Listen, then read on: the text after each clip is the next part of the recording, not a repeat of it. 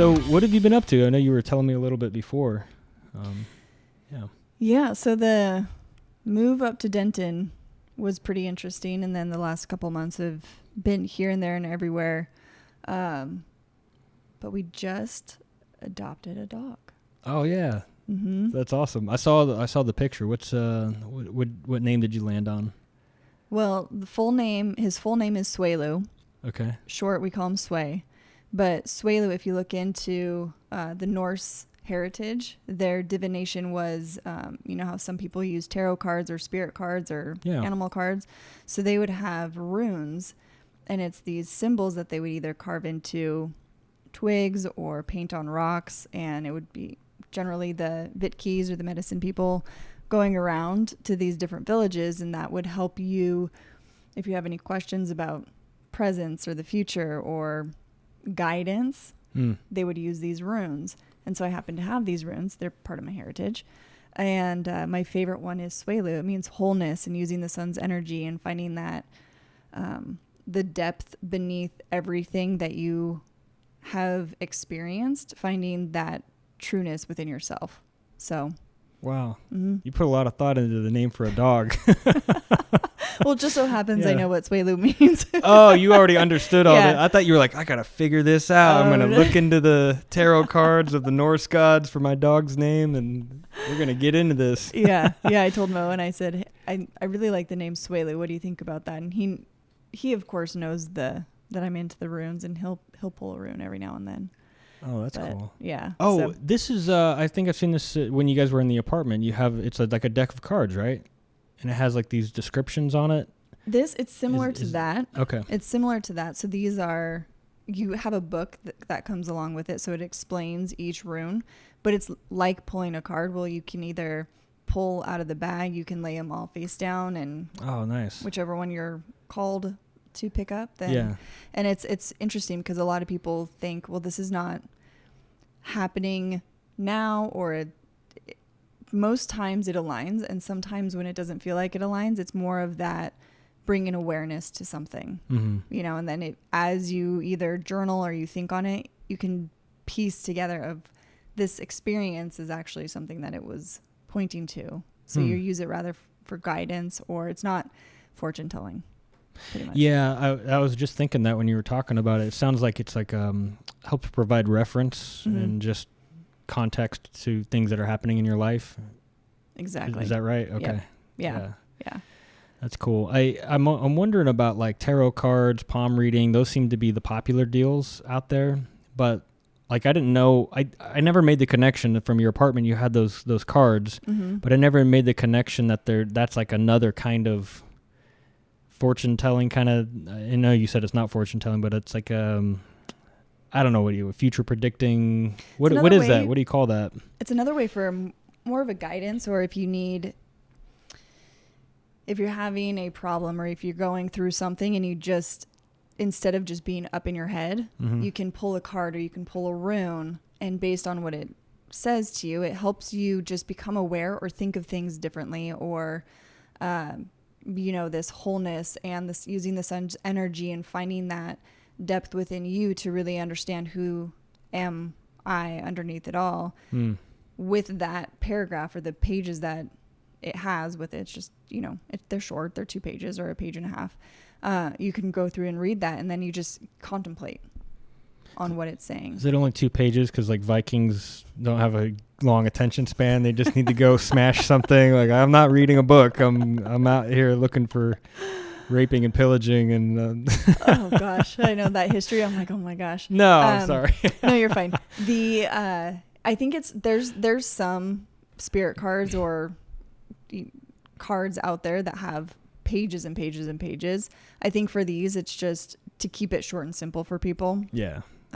They generally lose, especially in today's age where we have, the attention span of a goldfish, and on to the next thing. So keeping it short and sweet to the point. Yeah, I was just talking to someone, I can't remember who the other day, but it's like the average person for any kind of, if I'm going to present something to you, like online in some way, like it's like I've got 10 seconds and you're gone forever. There's no way of getting you back. And it's like, I feel like we've lost this, as a culture of like, in some avenues, it's definitely like never been lost, but I feel like in general, the larger mass of the population just is like going to the next thing. There's no ability to like just sit down and like, let's just talk about ourselves. Let's talk about our day. Let's talk about how we feel about things. I think there's a major loss there in just the mental health of our society, that the people are not able to just talk about how they feel. That if you're upset, it feels, there's no words, there's no one saying it, but it feels like we're not allowed to express what's going on, because you can't be bad. Nothing can be bad. It's got to be good. Everything has to be happy. We've got to move on because we don't have time to deal with whatever it is that you've got going on, because the next thing is happening, whatever that is. Mm-hmm. I don't know. Do you relate to that? Is that just a pressure that I'm dealing with that no one else feels that way? But no, I believe a lot of people feel that way. I think it's been through generation and generation. That's just been the thing. And there's going in what I've experienced in myself, and then just looking back in history, it's goes through waves. So you have people who are going through the, hey, let's all feel our feelings and talk about them and figure this out and relate to each other. Mm-hmm. And then something happens and everybody goes back into their individualistic or their own family ties that's within their home, not even family ties that are in different areas or extended family. It's the thinking more of the individual and not necessarily relating to the community, which we did years and years and centuries ago. But even in the past 100 years or 200 years, it's been such a focus. The different cultures have different ways of doing this, but specifically for our culture in the United States, it's very much myself and my immediate surroundings. Right. How can I make sure that is okay, or that is good, or you're driving all your decisions based on that. So I think that there's a lot of times where let's talk about our feelings, let's talk about what's going on, let's relate to each other. When things really go downhill, that pulls community together a lot of the time. And I think that there was a wave of that happening. And then in 2020, I want to say, when all the riots were starting to happen and the race wars and people accidentally calling people the wrong thing, you are a she, but I should call you a he, or these very different ways of now relating to people are coming to light. And so people are having a hard time of relating and understanding how they need to show up. So then it pulls people away from each other again, because we don't know exactly, in my experience, you don't know exactly if something you're going to say is going to enrage somebody, right, or if they're going to be able to have a conversation and say, hey, let me use this as an education right, piece. And I would this is how we could deal with it, or this is how we can talk about it, rather than everything being so aggravated and agitated all the time. So I think that a lot of people are starting to pull back into their own individualistic tendencies. Yeah, that's aptly said.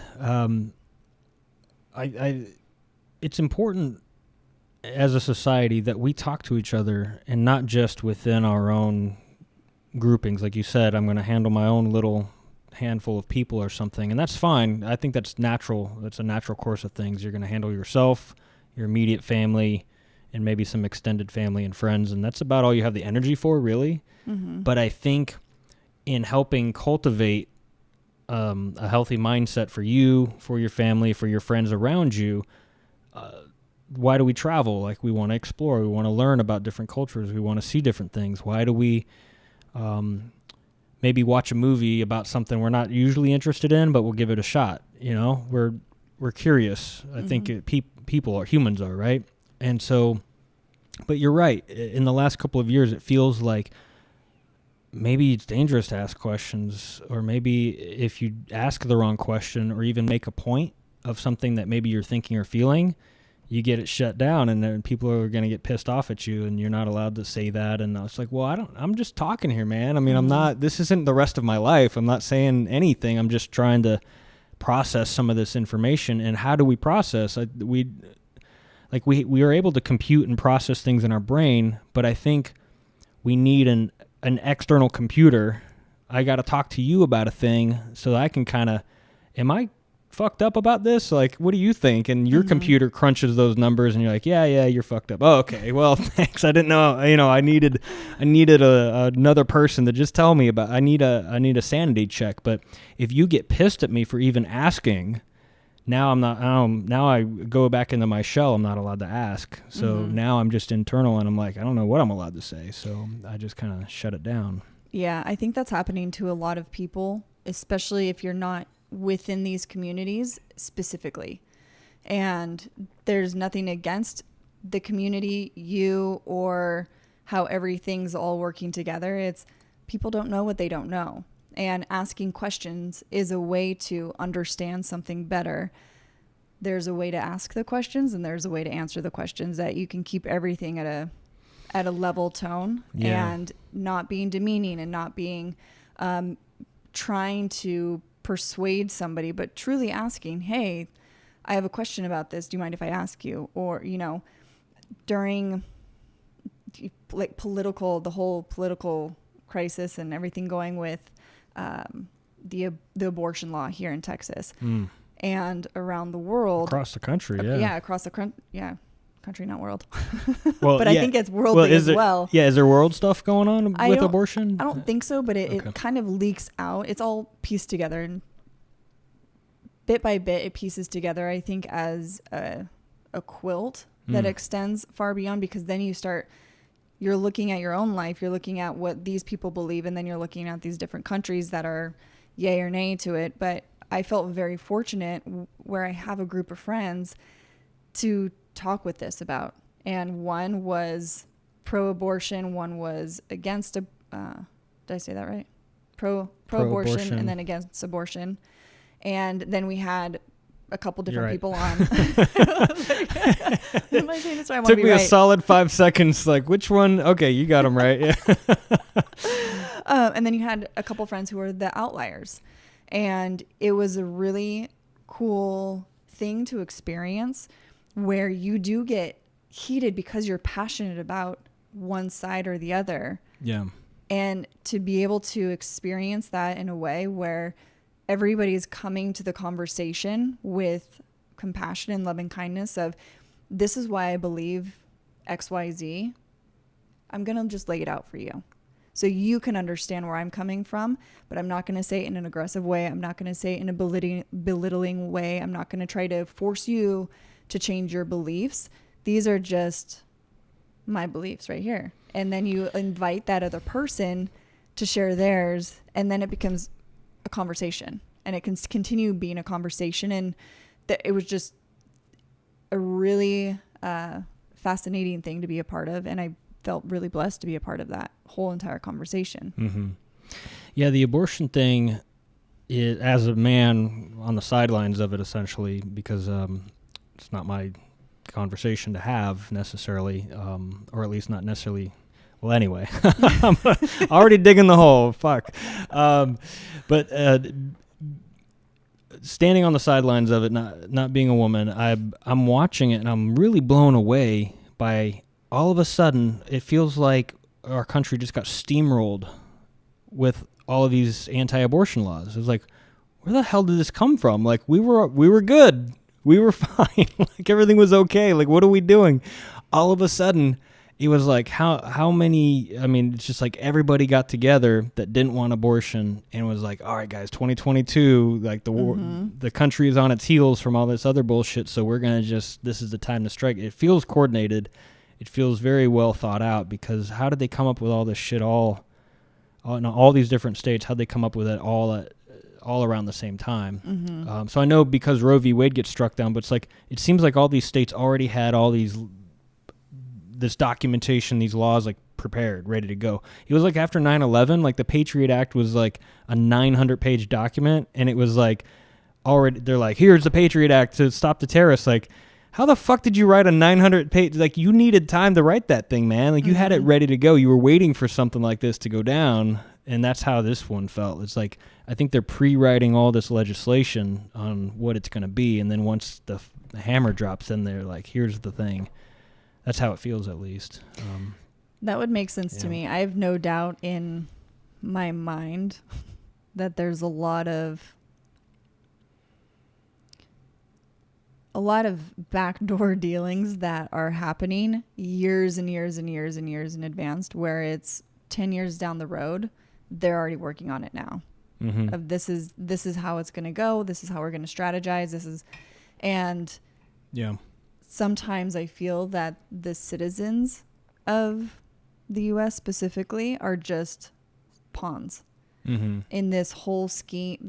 Specifically when we're speaking politically, in this whole political scheme, it's just, you believe me, now you believe me, now you believe me, and go this way and go that way. And people there's so much information that's almost an information overload, and then a misinformation overload where you can't trust the same sources that you used to go to, because they sometimes seem like they're in on it as well. And it's just, I sometimes feel, I talk to Mo about this sometimes, that I'm like, am I supposed to be here on Earth? Like, am I from Earth? Because I feel all of what's happening is so foreign. And how can there be so much evil? How can there be so many back and forth political agendas going on? And then these agendas that are pre-planned 10, 15 years in advance. And I just feel like I'm just a pawn sometimes. Yeah. Yeah, it can definitely feel that way if you're not in the room when they're doing the planning. Then you're just kind of getting tossed around. When I was in the Marine Corps, I remember I had become a corporal, and there were some dudes that I had gone to Iraq with that were still lance corporals. And so as a corporal, it's not like I was in like the higher echelons of the of the whole thing, but it was like I still got to go to like the whatever the meeting was. I can't remember what it was, but I think it was like the company gunnery sergeant would have a meeting, and so I was a squad leader, and so squad leaders and up would go to the to the gunning's meeting, and so we'd sit in and talk about whatever we're doing, right? And so they're like, they would come out and be like, hey, hey Marines, we got a meeting, and like, so everyone started walking over and like, oh no, it's just squad leaders and up, and like this Lance Corporal, I remember, he goes, oh man, I want to know some stuff, like, just the attitude, the way he said it was really hilarious to me. He's like, he wanted to know what was going on. Well, yeah, you're not invited to the secret meeting. And so that's kind of how this feels to me, is like, okay, if you're gonna run, let's say you're gonna run a restaurant, and you're going to have 10 locations, right? So you got a pretty large enterprise. You're trying to coordinate all this stuff. It's like, obviously you want to plan for what your profits are going to look like a year from now, how you're going to do the staffing, what kind of food you're ordering, and if you can order certain things in bulk ahead of time, you can anticipate, then you can save money, right? So it's like, and that's just running a restaurant chain. And then so it's obviously good to like plan out 6 months, a year from now, whatever makes sense for that business. So I'm thinking, I'm trying to find the good side of it, of like the politicians, the people that are planning, is like, okay, they're in the process of like running cities, governments, nation building. It's like, what's the best way to do that? Well, we've got to project how AI is going to affect us 10 years from now. We have to project how space travel is becoming more privatized. Like, how is that going to affect us in 10 years? Like, and so we got to start thinking about those things now, because if we don't, then 10 years from now, like, oh shit, there's just, things are running amok. And I think that's kind of what Bitcoin did, was like, they didn't legislate it. They didn't do anything with it. And so now it's just like kind of a Wild West thing, which in some ways people think that's good. But I think when it comes to like abortion laws, like, yeah, we don't want that Wild West. We want it to be something that creates a safe situation for everyone involved, namely the women. But I don't know. What do you think? Like, what's a safe time frame?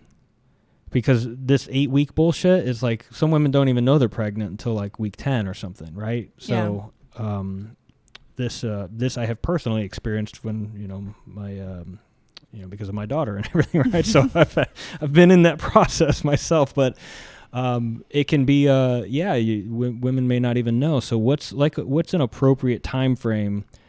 Because I've heard even in the early days, like it was like partial birth abortions where it's like 9 months, and they did this thing where they'd flip the baby around and pull the body out, and as long as the head doesn't come out, it didn't technically count as a delivery. And they do this thing where they punch a thing into the back of the kid's head and just suck the brain out, and it's like done. That's considered a partial birth abortion. It's like, what the fuck, dude? It's like a full-grown baby. Wow. Like its body is mostly out of the mother, and they do that. So to me, I'm like, all right, that's we've gone too far there. Mm-hmm. But what do you think is like an appropriate time frame for when these things are conducted?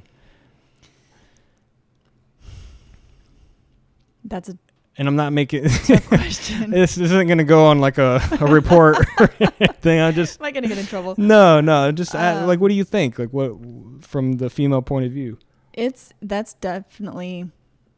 I think it's a hard one to answer, because at what you just explained, that to me, a full-grown baby, it's out of the belly, mostly, and then you're taking its life, is a horrific thing for both everybody involved.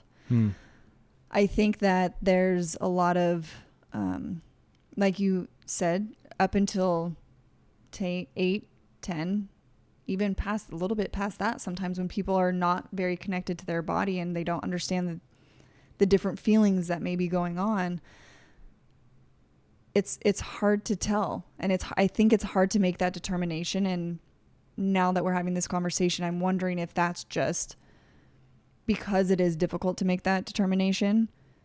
They cut down the time frame so far to what they think is right. But the thing is so many women have abortions for reasons other than what the decision makers know. It's not, it shouldn't be up to the political system or you or somebody else to say what goes on with my body, right, and what decisions I make for my body. And in my opinion, until that baby is born, it's in your body. And I don't know how to make that determination of the weeks. Maybe it's first trimester. You can have an abortion up until first trimester, and then after the second and third, you're having that baby, and maybe we put in place support systems. Mm-hmm. Because it does feel like, hey, I don't know you, but I'm making this decision for you. And once you have this baby, you might not be financially okay. You might not be mentally okay. Yeah. You might have gotten pregnant because of rape or incest, or something traumatic happened, or you were 16, or there's so many variables that the decision maker over here who's making these laws doesn't know about that individual. Right. So how can you say what that individual can and cannot do with their own body? So it's a hard one to say, but I don't think that it's appropriate to put a complete ban on it and to put such a low threshold. Yeah, I don't even know. Yeah, threshold to it.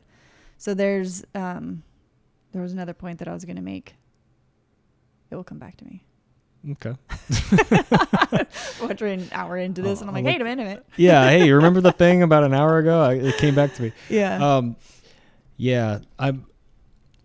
It's a challenging discussion because I think there's certain groups that get really emotional about this. They get really upset, and I think this is getting back to what we were talking about earlier. In the last 2 years, it feels uncomfortable to just get into a conversation with people because there's such a volatile reaction, and I think that's part of what's hurting the nation. So when I think about that, we take all this into context, there is a group of people that believe, and they're very interested in legislating, they're very interested in politics, they're very much of the mindset that they think like what is happening here is murder, and that because they so fully believe it, they're going to get involved at the political level to stop all of these murders from happening. Mm-hmm. It's like, okay, I'm trying to see all the sides. I'm trying to understand the viewpoints. If you actually believe that it all comes down to like a bunch of children are being murdered, then I can understand why you think that's a worthy cause to get involved in. However, generally, at least in my life experience, what I've seen is that the people that believe that are pretty much conservative Christians or evangelical Christians. And having had that in my past as well and lived that and seeing it, and I'm trying to think like when did Jesus become involved politically in the laws that were being made in his land? Like he wasn't interested in that. It wasn't part of his day-to-day thing. He didn't get involved. He just said, leave that to those guys, and we'll come follow me, and we'll go do our stuff. And very loose paraphrasing of what he said. Yeah, I got the message of Jesus down. I know what's up. My sermon's on Sunday tomorrow. Perfect. All right. Yeah. No, but but yeah, that's the basic gist. And so it's odd to me, having lived that and seen it, and then hearing these people say that they have this belief system. Well, why are you so involved in trying to control people that are not trying to live your way of life? Mm-hmm. And that's the thing it comes down to for me, is like, we're not you. We're not trying to be you. We don't want to be you. No disrespect. It's your thing, man. You go do your thing. There's a lot of other things that are not necessarily so controversial that are causes that you can get involved in that would, I think, in my mind, more align with your belief system. Mm-hmm. Not you, but just these people's belief system. So anyway, that's kind of my take on it, is like, I just don't get why they're so specifically interested in legislating this when it's not really in alignment with the the book that they're reading and stuff. So. I remembered what I was going to say. You got it. All so right. Remind me about compassion. Okay. So what I was going to say, so I don't forget that. You got two things. I got all right. two things. I do that all the time.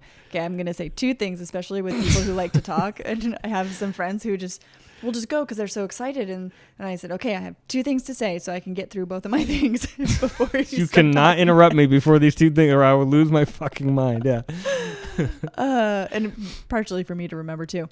So when I was, you don't know what that woman went through in order to now be pregnant.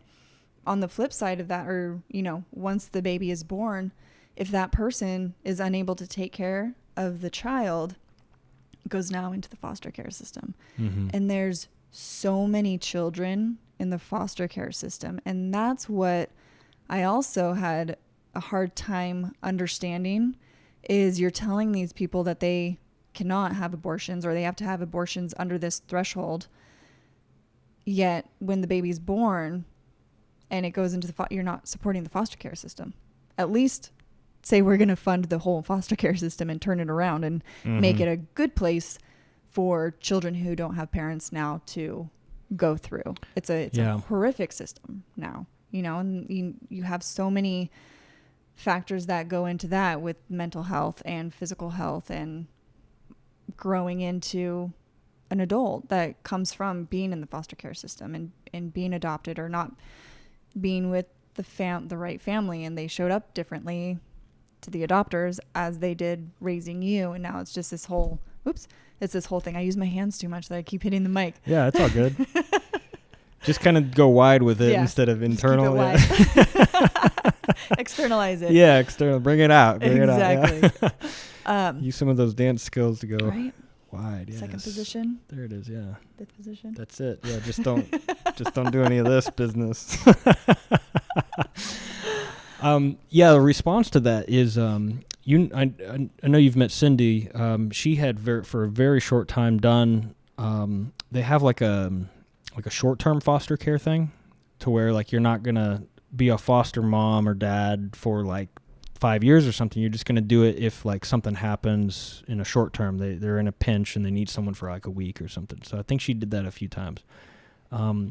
She had a couple kids come over, and they're foster kids, and they had been in a foster home, and they were like, I mean, it looked like the way she described it to me, I'm picturing like, what is it, Newsies or something? Like kids on the street that's like, hello, sir. You know, you got the little hat, and it's just like all a bird just because they have no meat on their bones. I mean, they just look like ratty clothes, malnourished, just they looked terrible. And I mean, she went and bought them clothes, got them a bunch of food, and just like hooked them up, you know, like took care of them. And so she couldn't believe it though, because the foster care system pays these people to take care of these kids, right? And so the concern, and you hear about this often, is that there's like abuse with the money, is that the people are getting the money and they're barely spending it on the kid, and they're going on, what she said is like, oh, this is what it was. This is the outrage, is that the foster parents or the mom or whatever had gone on some like awesome vacation somewhere. They went for like 2 weeks to a place,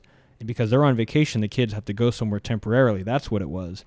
And so these kids are coming over like malnourished and barely, you know, looking good, and this woman's on a vacation somewhere, and it stands to reason, you know, she's using the foster care money that she didn't spend on the kids to go on this vacation. So that was the outrage. But yeah, it just makes you think, damn, man, this is we don't know the situation of those specific kids. I don't. And but you hear, just like you said, kids are going to go into the system and not necessarily receive the care that you would provide for your own child. And this is an unwanted child, and that just really sucks for that kid. And you know, who are they when they grow up? And I think, who are we raising as a society? The children of our society, who are we raising? And I think that's very important to consider when these laws are being created. This needs to be a holistic system rather than I'm telling you no because this is my belief system, and I want you to be under my thumb of doing what I would do and how I would make my choices, but you're not talking about what's actually going on over here, and you're not helping this area if that person does have to go full term with the baby and can't take care of it themselves. So it needs to drastically be figured out and re-systematized and systematized. I like systematized. I know, as it was coming out, and I was like, nope, compassionized. Is that a word? Oh, so compassion. So bringing it back to compassion is in all of this, if people, in everything that we've been saying, if people understand and bring it back to, if you're talking about Jesus and what he stood for, it's compassion. It boils down to, you know, more, but compassion is such a huge stepping stone. And if these people who are so adamant about making the law as it is now had a lot more compassion for the woman who's now carrying the child, and a better understanding of, I don't know their situation, I don't know what they went through, and I have compassion for them, so I'm not going to force them to make the choices that I want to make. If we come to it with that, any conversation is, I have compassion for you for trying to understand why I'm making the decision I'm making, or why I am taking the foothold. And if you mix that in through the conversation, it can stay a conversation. Yeah, compassion is an interesting word in this case, because I think those that are advocating against abortion, I think in their mind they are enacting compassion for the life of the child. But if I can be so bold to say, I don't know that they're considering the life of the mother, the life of the people around the mother, and the life of society at large. I think they're completely laser focused on just one aspect, one entity in this very diverse and complex topic that branches out beyond just whether or not this person's going to give birth to a child or not. And so if I think what you're describing, if I could come up with a term for it, it's like holistic compassion. It's not just for one specific thing. It's like, let's have compassion for all the people involved, and let's understand that this is not a simple thing, and you can't determine the outcome of these people's lives from a secret meeting room and then legislate it later without having, the proper context. Yeah. Context for the whole thing. Yeah, I agree. Yeah. That's very well said. Well, I'm kind of I'm hearing what you're saying, and I'm kind of processing that on my own computer internally, and just like, okay, this is, yeah, I'm really trying with this thing. I'm definitely upset about the way it's gone down, but I'm trying to hear from their viewpoint. I'm trying to hear both sides, because if I'm closed off to it and I'm just immediately outraged, then I'm no better than anybody else that's, hearing a thing, they get outraged, and then it becomes this big thing. I'd like it to be a conversation, if at all possible. But I think there's a lot going on. I mean, getting back to the broader view of the last 2 years beyond just the abortion stuff that's very recent, but you have the race stuff that was going on. You got the COVID thing. I think as a nation, as a global population, we're a little bit in like a post-trauma mindset right now, and there's I think all of our cortisol levels are all fucked. I think we're all, adrenals are drained. Like, it's all completely, like, we all need a little break, and we don't have one. Because again, like I said earlier, I think there's this constant force, this constant pressure that's like, go, go, go, go, keep it going. And it's like, man, I need a breather here. I need to chill out. Can we have a day? I forget her name, Cecily something or other on SNL. I think it's Cecily Davis. Sorry, Cecily, if you're ever going to listen to my thing. But there's she's one of the people on SNL, and she had this thing. It was about, the context was about like when Trump had first taken office, like the first few months or something. She's like, can we have a day where there's just something that doesn't give me a minor heart attack on the news? Like, just one day where there's a break, like I don't have to lose my shit over what's going on. And I kind of feel like that's how it is now. There's just like, can we just have a one news cycle where it's just like, today a cat got rescued from a tree, and that's it. Everything's great, guys. Like, here's a nice video of a kid, ordering ice cream in London, or whatever. Here's some kids in Nigeria holding hands. Like, let's have a news day. Just be great. It's like, how about Happy News Day across the globe? We make it some cool date that lines up with Happy News Day, whatever that number is, and then and it's just a Happy News Day. No one's allowed to report bad news on that day. I think that would be hugely helpful, and I think it needs to happen more than one day a year, for sure. And I think today is actually International Gorilla Day. What? So, how do you even know that? Because I love gorillas. Really? You're kidding. I love gorillas. I've loved gorillas since I was a little kid. It's always been, I wanted a gorilla so bad that my mom, when we went to go visit her friend in Bellevue, Seattle, they took me to the zoo, and there had just been a baby gorilla born. Whoa. And I got a stuffed animal. That was the baby gorilla, but I couldn't take the baby gorilla with me. I didn't quite understand why I couldn't do that. How old were you? I was probably I want to say 5, but I was probably maybe 7. Okay. I was still under the age of 10. Yeah.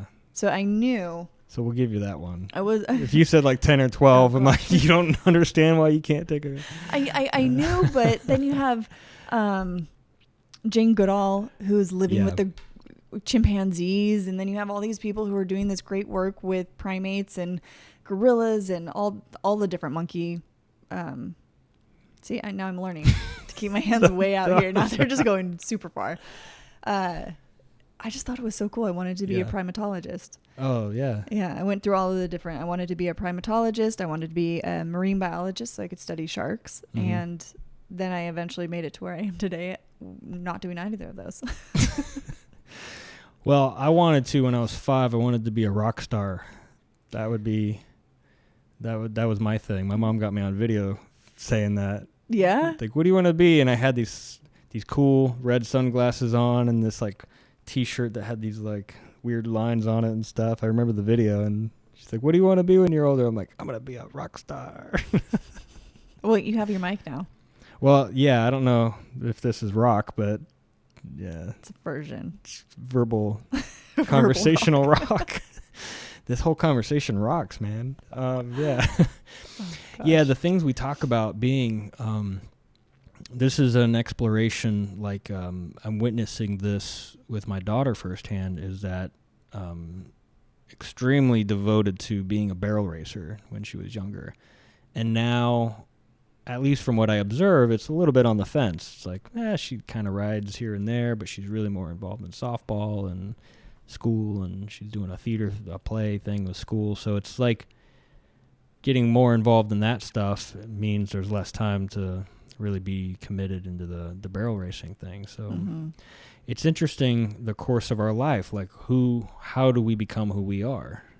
Like, unless you have, I think, when I think about like professional athletes, like to become at that professional level where you're being paid millions of dollars a year to play that sport, it wasn't just like, haters come out and like, oh, he doesn't get it, she doesn't deserve it or something. It's like, do you understand that since this person was 7 years old, they have been like going to soccer practice 4 days a week. They have been dealing with coaches and therapy and dietitians and strengthening, and they've been gone through several injuries, and they've healed from it, and they've missed all these things, social events, because they had a game on the weekend. And it's like, and then high school happens, and then college, and it's like this sport has been their life ever since they were a kid. Like, you have to put out respect to anybody that gets a contract, because it's like that has been their everything for their entire life. So it's like a huge deal.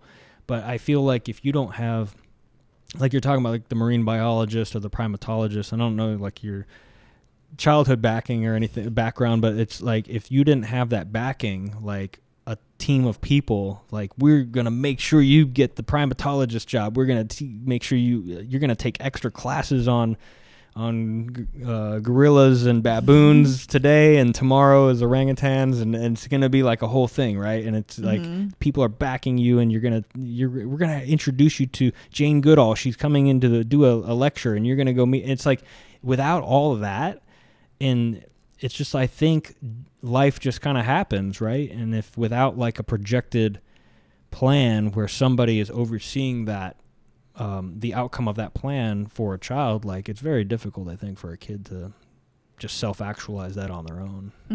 I agree. I think there's a lot that happens that they're motivated through the drive of curiosity, or it feels really good to do really good at this, so I'm going to keep doing this. And also to have the family backing or your parent backing or school, something like that. I also think this is with, because there's, not to bring it back to one side or the other, but for men and women, you have some careers that are very male dominated. You have some careers that are very female dominated. And people saying, well, we need more men over here. We need more women over here. And it needs to be, more equal, but that's also from their youth too. It's not just, like, do a lot of women have an interest in doing this job over here that's male dominated? And if they were to apply, would they get the job? I don't know. It depends on who's there and what's happening. But to say that, I mean, there is a little bit of a discrepancy, I think, with both, but it's also, do men have an interest in doing this job that's women dominated, and do women have an interest doing the job that men are interested, or that's more male dominated? Because to me, I find engineering really cool. I don't quite understand it, or physics or something that's, I'm trying to think of something that's male dominated that I'm interested in. But if you don't have being that, a rock star, there you go. Oh gosh. But if you don't have that support that's actually helping you and pushing you into that, okay, cool, this is what you want to do, we're gonna help you get there. Right. Most women, you kind of just, okay, I'm just gonna go this direction. and this is what I choose. And same with men. And then at some point you may want to try something new and go into a male dominated place or female dominated place. And that, I think there's just a lot of, how do I want to say this? I feel like it's a lot of, not anger, kind of pointing the finger of like, there's not a, more women need to be in this career field and they're not in there. And so this is now like a bad, gosh, how do I want to say this? You might have to cut this part out because I'm not getting it out as eloquently as I would want to. We're not editing it out. We're going to catch every mistake. No. Oh gosh. I just feel that there's some things where people are trying to push women into or push men into. Yeah. But it's also may not be the interest of that gender to go into that career. Yeah. Or that direction. Yeah. And I don't know that we should cut that part out because I feel like the struggle is part of the digging it out, right? Rooting out the marrow of the whole topic. It's like it takes a second, right? It's not so eloquently done. I've thought that too. And I think it's a really great point to hear from the female perspective that like we need more women in science. Like, why is that gonna improve science? Like, and I don't mean it in a condescending or sarcastic way. Like, do women even want to go into science? Like, why do we need that? Mm-hmm. Why do we need more male nurses? Why do we need more female police officers or something? Actually, I know the answer to that one, but or it's like construction. Well, yeah, I'm just thinking something that's so heavily male or female dominated, right? Mm-hmm. It's like I'm asking why, not to challenge it, but I'm just curious, like, why do we need more of whatever in a certain job field? Mm-hmm. Will it benefit that job field? So when you hear statements like that, like, does that upset you to hear that, or does it make you feel like any certain way about it? Like, oh damn, women are being used as pawns, is maybe what you said earlier, like in this whole political thing, and it's more of a diversity play for these businesses to look better because they got X number of women into these job fields. I think it definitely comes down to equality and equity across the board. But going back to the example, there's not a whole lot of women in construction, probably because they're not really interested in construction. Mm-hmm. But then it's like, we need more women in construction. Well, if the desire to be in construction is not driven by women wanting to be in there, then why are you hyper-focusing on it? And, that could be, that's just one example. I think that for science or for STEM or for all these other areas, even construction, like if somebody is displaying interest and curiosity in it, like we need to have it in the education system. We need to have everybody exposed to building and tinkering and science, or the whole STEM process, or not even process, way of thinking, program. Mm-hmm. There we go. Program, and give everybody an option at a younger age to say, is this something that interests you? Yeah. And then support them in that. And from starting back here in the education system, then that gives everybody the opportunity to say, hey, I really like tinkering and building with my hands. So yeah, maybe I do want to go into construction. I'm a woman, and hopefully they are welcoming. And I think that that's where another threshold comes in is, should women go into construction? Well, they're a human. They know, are they good at the job? Right. Like, well, that's just what matters. It's like, are they good at the job? Then yes. That's just it. Are they going to be good at the job? And it's not a challenge against women. It's just that individual woman Is she going to be good at, and I think when we say construction, like there's the image of the dude with the yellow hat with a hammer and some nails, and he's walking on the rafter 40 stories up, or, you know, it's like something like that that's pictured. And I mean, there's all kinds of facets of construction. You've got project managers and planners and architects, and there's a whole bunch of stuff going on with the construction. So it's not just one guy with a hammer or one girl with a hammer, right? There's a lot of different jobs out there. So in that industry. And that goes for men too. Like men coming into more women-dominated fields. Like if you give everybody an equal option and choice to choose, okay, this is what I'm interested in, this is what I'm good at, this is where my strengths and talents lie, or curiosity, and then you can go into that way. And you're right, there are so many different facets to construction itself. Sure. It doesn't have to be the hammer thing, but is that is that where somebody wants to be? Or would that woman want to be an architect? Or would that man want to be, something that's female dominated? So I just think it stems from the education process. Yeah, I'm interested in that because you mentioned this earlier, like, okay, so from being a child, a lot of the path is kind of determined, and so if a kid is in, say, kindergarten, I think that's kind of the starting place. I don't know about preschool. That's kind of just figuring it out. Yeah, I don't know. It's kind of take care. Like, we're just handling you not pissing your pants. Like, that's, I mean, we can't figure out the course of your life if you're just busy trying not to piss your own pants. Like, that's what daycare is, or preschool or whatever, right? And so kindergarten, I think, is where it's like, all right, you got all your base functions figured out, and so now let's get to work, like, figuring out, I think, who you are is probably the most important thing. But how do you see that?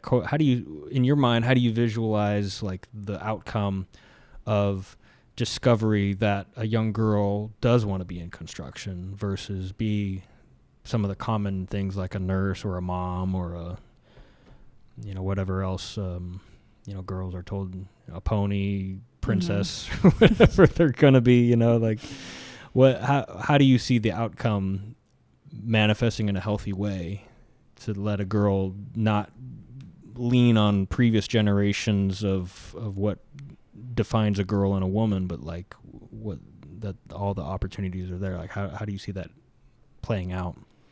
I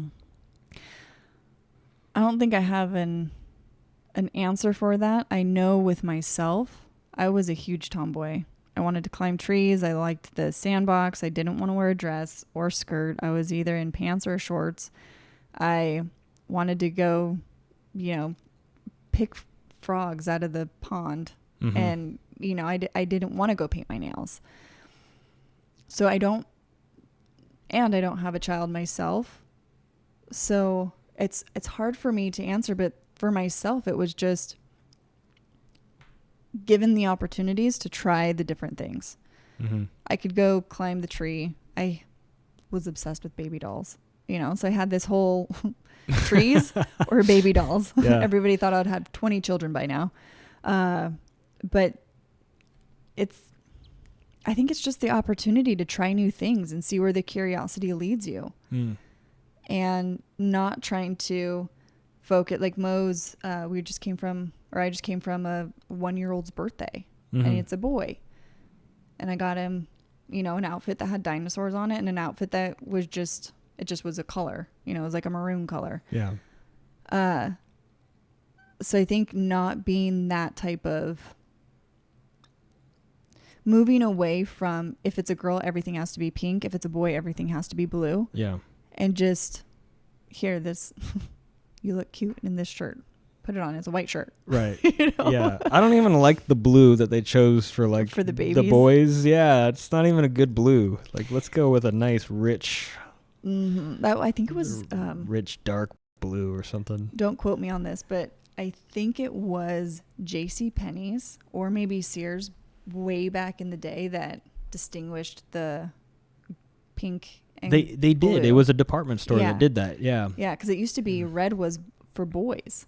Oh, really? Red, because it was like such a boy, like red, robust type thing. And then they softened it and made it a pink girl. And then for some reason, I forget how they found the blue. for the boy and not yellow. But yeah, it was a department store that created that. And so now we've been living under this precipice that I forgot about that. This is how it is. Yeah. So if you just say, you know, hey, you want to play with dinosaurs and you're a girl? Cool. Here you go. Here's dinosaurs. No, that's a boy thing. You hear a little girl say that. Exactly. And a boy doesn't want to play with like Barbie dolls. Like that's a girl thing. It's like, I wish they had the G.I. Joe the same size as the Barbie, because then there's a lot of integration there. Like G.I. Joe comes back from deployment, and you know he reunites with his Barbie wife, and they go to see a movie together or something. Like they can go on dates, and it's like Ken's like, what the fuck? Well, you're just some yuppie, man. Like this dude came back from war. Like he's a badass. So I don't know. But there's a lot more options if they're the same size. You know what? Maybe I think GI Joes actually are the same size as Barbies now. Do they? No way. I think so. I don't spend much time in the toy aisle. We're not set up yet. We definitely be pulling that up. That would be awesome. I'm gonna go buy some. Yeah. I think so. But I mean, even to that point, then it opens up the question of gender for kids. Yeah. You know, and I'm like, I was a tomboy when I was a kid, but I'm very much happy being a girl. Mm-hmm. You know, and so I think there is that discovery time when you're a child of maybe you have more quote unquote girl tendencies, maybe you have more boy tendencies, but that doesn't mean that at 14 or 15 or 16 or 17, the choice that you made when you were 6 is going to still translate to that. Because if that's the case, then I would, unfortunately to me, because I like being a woman, I would be something different. You know, so I think it's just giving the kids the opportunity to play with whatever toy they want to play with. And that's, you know, do you want to tinker? Do you want to do more building with your hands? Do you like drawing? Do you know, all these different options. And then like you were doing with your daughter, oh, you like barrel racing? Yeah, barrel racing. Yeah. Sure, we're going to support you in this. Oh, it's changing. Cool. We're going to just flex over here. Or flex. I'm flexing on you. Yeah. We're just going to be flexible over here and, you know, support whatever interest you have right now. So I just think that that whole conversation could open a can of worms if somebody was listening to this and they're like, wait a minute. Well, the gender stuff, it's absolutely an interesting topic to me. A friend of mine has recently come out as using like the pronouns of them, they, and is kind of like essentially in a transition. So I'm actually talking to them about coming on here to talk about it because it's a really intriguing topic, and I want to know more about it. I don't know enough. It's all from the sidelines, and I really want to know more about it, and I'm genuinely curious about that kind of lifestyle. And it really intrigues me. Like you growing up as a tomboy, in my mind, it was always that, oh, that girl's a tomboy. She's picking up frogs and climbing trees and stuff. She doesn't wear dresses and paint her nails. But she was always going to be a girl. Mm-hmm. And then now it's like, from what I gather, there's parents that when they see the girl climbing the trees and picking up frogs, oh, she's a boy. You know, and now they're pushing this like gender agenda, it seems, on their children, telling the kid that, oh, you're probably a boy or something like that. And I'm hearing that. It's not like I've witnessed that firsthand, but when I hear stuff like that, like that's disturbing. That's odd to me that you would care either way. Like just let your kid be what they're going to be and let it just kind of let the pieces fall where they lie, I guess. I agree. I am in some ways guiding my daughter in things that I think are cool. Like, I mean, you've been rock climbing with her, me and her, and so like it just wasn't her thing. It never took. I mean, she tried it a number of times. We did it outside and we did it inside, and it just never really became her thing, because that's my thing. Like, hey, come try this awesome thing because I love it, and I think you might too. Didn't really take. Okay, so she's not a climber, but at least, you know, give it a shot. Like, hey, let's go do a painting thing. Let's try that out. And so the idea is to just try a bunch of stuff just let's go have a good time with life. Life is full of all these cool opportunities. Let's try it out. Not to derail any one thing if she's involved in softball or the barrel racing or whatever her next thing is going to be. It's not an attempt to derail it. It's just I've always thought it's great to have just like a well-rounded view of a bunch of different stuff. Try a bunch of activities, and you never know. You never know what you'll actually fall in love with and do. So it's kind of been my view on that. I agree. And I think that's a great view to take and a great way to show her different things. Mm-hmm. You know, if she's just so hyper-focused on barrel racing, there's all this over here, this plethora of activities or sports or, you know, fun things to do that she maybe wouldn't experience. Mm-hmm. And so part of being a parent, from what I've observed, because I'm not observed from friends, is giving your kid all these different experiences and saying, what do you like? Mm-hmm. And not just hyper focusing on like, this is what I want you to do. This is what you're going to do. Or for one season of your life, you really liked this. You're going to have to keep doing this because you put so much time into it. It's exactly what you're doing. Oh, you're not hyper focused on barrel racing anymore. Okay, cool. Let's try something new. Let's figure it out. Do you see, like, when you're working with, like your women clients and stuff, like, do you see some of this playing out as they're adults? The struggle of like identity, like, who am I? What am I doing with my life? Is that still like, is that a prevailing thought? Is that something that's still, I guess, something that you're working on in your, what do you call it, practice or help or whatever? Yeah. When I was working more with clients one-on-one, it was a lot of, and this is people in general, but speaking more towards the women, you're kind of told this is what is appropriate. This is the direction you should go into. Frog in your throat. Yeah. I brought that just for you from Thanks. The ponds growing up. Yeah, when you're the tree you were climbing. Thanks. But it's, and then once you become something in your career, you know, whether that's an executive or you're owning your own company or you're a parent or the list goes on and on and on, you start taking on those identities. Mm-hmm. And people's preconceived identities then creates a box for you. And within that box, you may start to try to show everybody you're great at how they see you, instead of actually knowing this is who I am and I'm going to go to the beat of my own drum.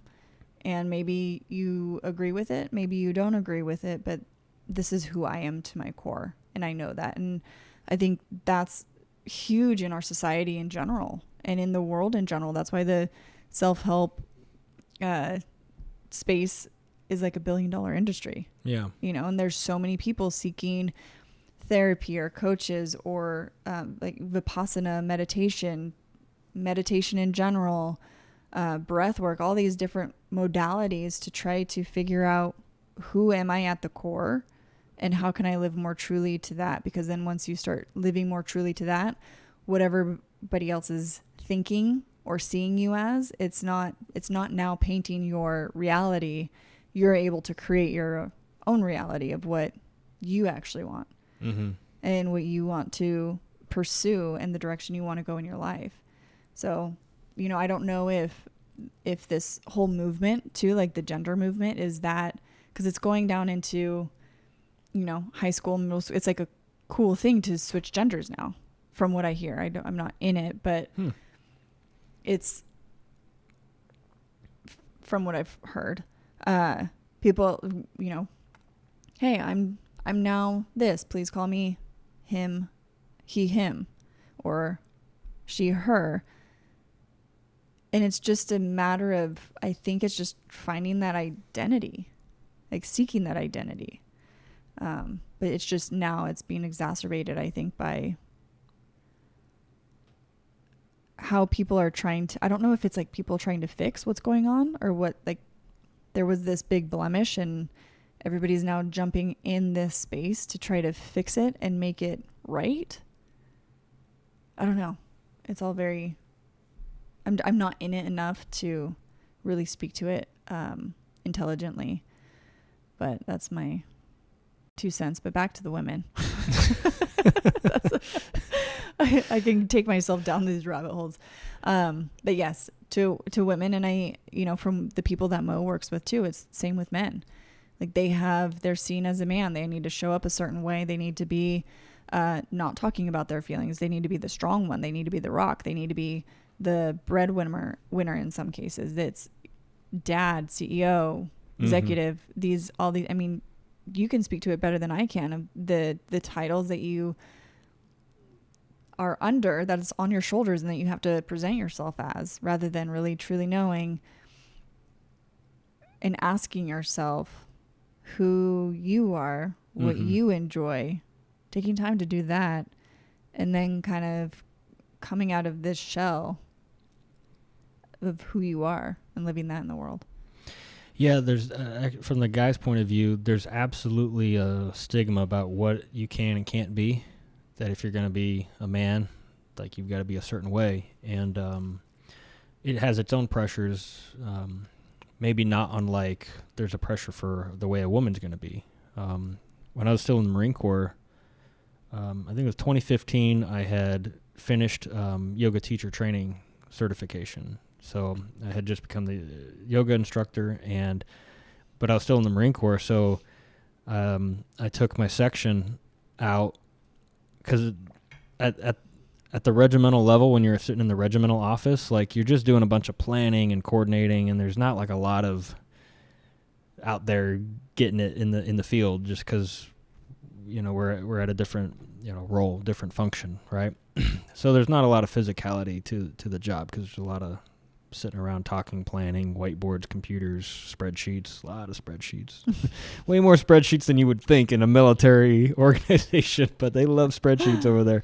So take my section, I take them out back behind, they have a smoke pit, and then they have a grass area and the volleyball thing, and this is where we'd go. So take them to the grass area, and I'd just lead them in some very basic yoga poses, but like nothing too crazy, just something to get like loosen up the hips, get the shoulders loose, just twist the spine, just get them relaxed. And people that would watch that, because they're sitting at the smoke pit watching that, you just see the faces, you could just see the thing, because it's like, oh yeah, Gunny Wagner's like leading this like yoga thing, and it's like, well, I'm a Gunny, what the fuck are they gonna say? So they don't say anything, but it's still like the face, you can see it. And my section thought it was a little weird at first, but they're like, man, my back feels so much better now, like when they're sitting at the computer and stuff. So it's like, okay, well, they can't talk shit about it either, because the shit actually works, and they like it. So, but, at the beginning, it's just kind of like, well, if you're a yoga instructor, then you're going to be this kind of like effeminate guy or something if you're going to do that sort of thing. And it's like, well, yeah, like dudes can still do it, still get into that, because I care about my body. I care about the recovery after the fitness stuff that I'm doing. If I'm climbing or something, I've got an injury, like that's definitely part of the application of recovery and healing the body. And sitting in a chair, I'm doing a lot of IT work throughout the day. And so, yeah, I mean, I know I'm kind of digressing, but just like the idea of the identity of a man, it's like, it can be different things, and it doesn't have to be this like macho guy with a hard hat that, buries all his feelings down into his chest, and then he dies of a heart attack when he's 55 because he's never unloaded that and never done heart openers and told his family how he feels and stuff. It's like, you don't have to bottle that up. It's okay to just share that. Exactly. I agree 100%, and I think that's why I love Mo so much. He is this walking, was it paradox or dichotomy? Which is the right word? Probably dichotomy. Yeah. So I would think, yeah. A walking dichotomy where you look at him and you're all, I don't want to mess with that guy. Tattoo, shaved head, beard, like. He does look intimidating. He's got that look. Yeah. Like, intimidating. Don't fuck with me. Yeah. Exactly. On the other hand, he loves to dance. Yeah. And not just go crazy dance, like mosh pit dance. Like, move his body in a very fluid way. He loves Mm-hmm. to do breath work and leads people through breath work. He is very into meditation and mindset and walking people through talking about their feelings, you know. So you have this balance of the two worlds, and I think he's a good example of how men can be hard and what we think of as manly, and then they can have this more gentle side where it doesn't always have to be holding everything in. I can tell you what my feelings are. I can tell you how I'm feeling, or I can do things that, you know, do yoga or do a dance class or so whatever you want to do. Yeah. And didn't they even say, I remember in high school, because we had a guy join our dance studio, and then they were talking about bringing the football team in because dance works with footwork, Mm-hmm. and that helps teams. It helps basketball players. It helps football players. It helps, you know, all these different macho type or seen as macho sports are doing dance because it's a balance and it complements each other. Mm-hmm. But dance is a girl thing. You know? So, yeah, that's what they've told us, right? Mm-hmm. Yeah. Well, I love Mo. I've been I want to get him on here after shortly after if I can, and we've been talking about it, so we got to get that scheduled. But I've seen Mo absolutely as like the epitome of what like a healthy male lifestyle looks like, because he's got that macho stuff that you talk about. I mean, we've gone shooting together and stuff, Mm-hmm. and so but then it's like when he dances, you're right. There's like this fluid thing, and I don't even know how to describe what that is. What style that is, but he definitely has his thing where it's a very unique style of dance, and it's fun. It's cool to see. It's like, yeah, that's awesome. And so him being out there in the world working with dudes is like a cool thing, because it's like, oh yeah, this is actually more of what a stoic warrior mindset looks like. It's Mm-hmm. not so closed off, but it's like open and expressive and healthy, I guess is the term. Yeah. When you did your dance stuff, are you still were you doing it as like a career thing or as like a hobby passion thing? Because I know you did modern dance, but what was your involvement there? So there was a time where I would teach expression through movement and bringing people back into the body, because we, like we were talking about before, are so disconnected from our body and from feeling what is going on. You know, people will sit and eat cake and they're like, oh my gosh, this isn't going to make me feel good. Or I can, you know, kind of feel my stomach turning a bit, but they're continuing to eat the cake and you're not listening. So when you're able to reconnect to your body and to understanding what's going on in here, whether it's heartache, whether it's happiness, whether it's frustration, you're able to more so have a conversation within yourself of, you know, if I'm talking to you and I'm getting tension in my chest, there's a reason for me getting tension in my chest. I should not ignore that. Right. I should, okay, what about this conversation is bringing tension to my chest or your throat or, you know, stomach pain, something like that, because everything that happens within our body is telling us something, and we're taught to disregard it, or, you know, as society has been and as humans have evolved, we're moving more and more away from our body, specifically in the Western culture. And when you're dancing and when you're moving, and through breath work too. Breath work is great to get you in your body, because some people are like, I don't even know how am I disconnected from my body. I'm in my body. It's here with me, but we're not paying attention to the signals that it's telling us. And through movement, and especially coupling that with breath, you're able to feel how it feels. Or if I put my arm this way, I can feel it's stretching a little bit back here. And so now you're putting your attention there. So you're dropping into your body and feeling what's going on. And, you know, people say I've had back problems for X amount of years. Well, are you going to do anything about it? Are you going to, you know, other than going to the chiropractor, Yeah. Are you stretching? Are you breathing? Are you strengthening your glutes and these different aspects, and learning what needs to be done rather than just putting on a Band-Aid and taking pain pills for it. Right. So through movement, I was able to more embodiment and teach women to come back into their body and themselves and put themselves first. Because then once you fill this cup up, it's like that, it's cliche to say, but fill your own cup first and then you can take care of everybody else. Mm-hmm. But if you try with an empty cup, you're not giving anybody else water. So what kind of, like, what's a description and what does it look like, this kind of dance? So you're teaching you're in a room and you're teaching another woman that's disconnected from her body, like how to move her body. Mm-hmm. I mean, is it just like a dance lesson? Like, how does that look? It can seem like a descolution. I'm actually surprised that was my first Descolution. Real mess up. It is now. I am dyslexic, and so I'm Are you? very surprised that it's taken that long for something to pop in there. I usually mix everything up so much. So within the, it could be one person, it could be 3 people, it could be 10 people, it could be a class, it doesn't matter. What matters is that you're focusing on yourself. You're not looking at what they're doing to the left and they're doing to the right.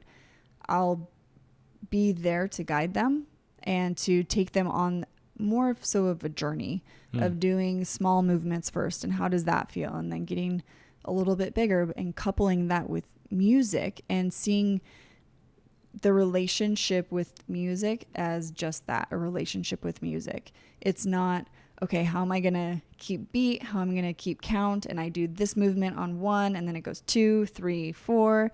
It's not that. It's how does the music move your body? And what is that conversation? Because then it could become a meditative state that you can do in the morning, that you're just getting your body moving. And because we're so disconnected, it's, if you take it to the chakra system, the sacral is your sexual life force. And there's a lot of people who are disconnected from that. And they're very stiff and they're not very fluid. And you could see that when they're walking. Sometimes you could see the gait, you could see how they move their arms, or if their shoulders are way up and everybody is tense. And we're having we're living in this lifestyle that is so tense. So when you can bring it to movement and bring it to your breath and use music as a tool for all of that, to find that, just that conversation, and it can release tension. It can release anxiety. It can release emotions. Some people you hold motion in your body, you hold energy in your body. And how it's been explained to me and how I understand it as is, if you have all this energy coming into you and it's finding a place in your body and it just keeps compacting and compacting and compacting. It's like taking a piece of paper and you keep squishing it down. And now it's this hard ball within your body and it's just locking emotion away. So if you're able to move through that and move that, there's been people who are laughing while they're dancing or crying while they're dancing or getting frustration out and using music as that tool to take you on that journey of release. Do you see, like we're talking about getting frustration out if you're angry or something, I mean, is it like a mosh pit, that same kind of thing where you get in there and you just dump out your energy because you're pissed off at somebody? I kind of equate like metal or like heavy rock or something, and you get in the mosh pit and it's just like, like you just unleash. Is that kind of the same thing? Is that?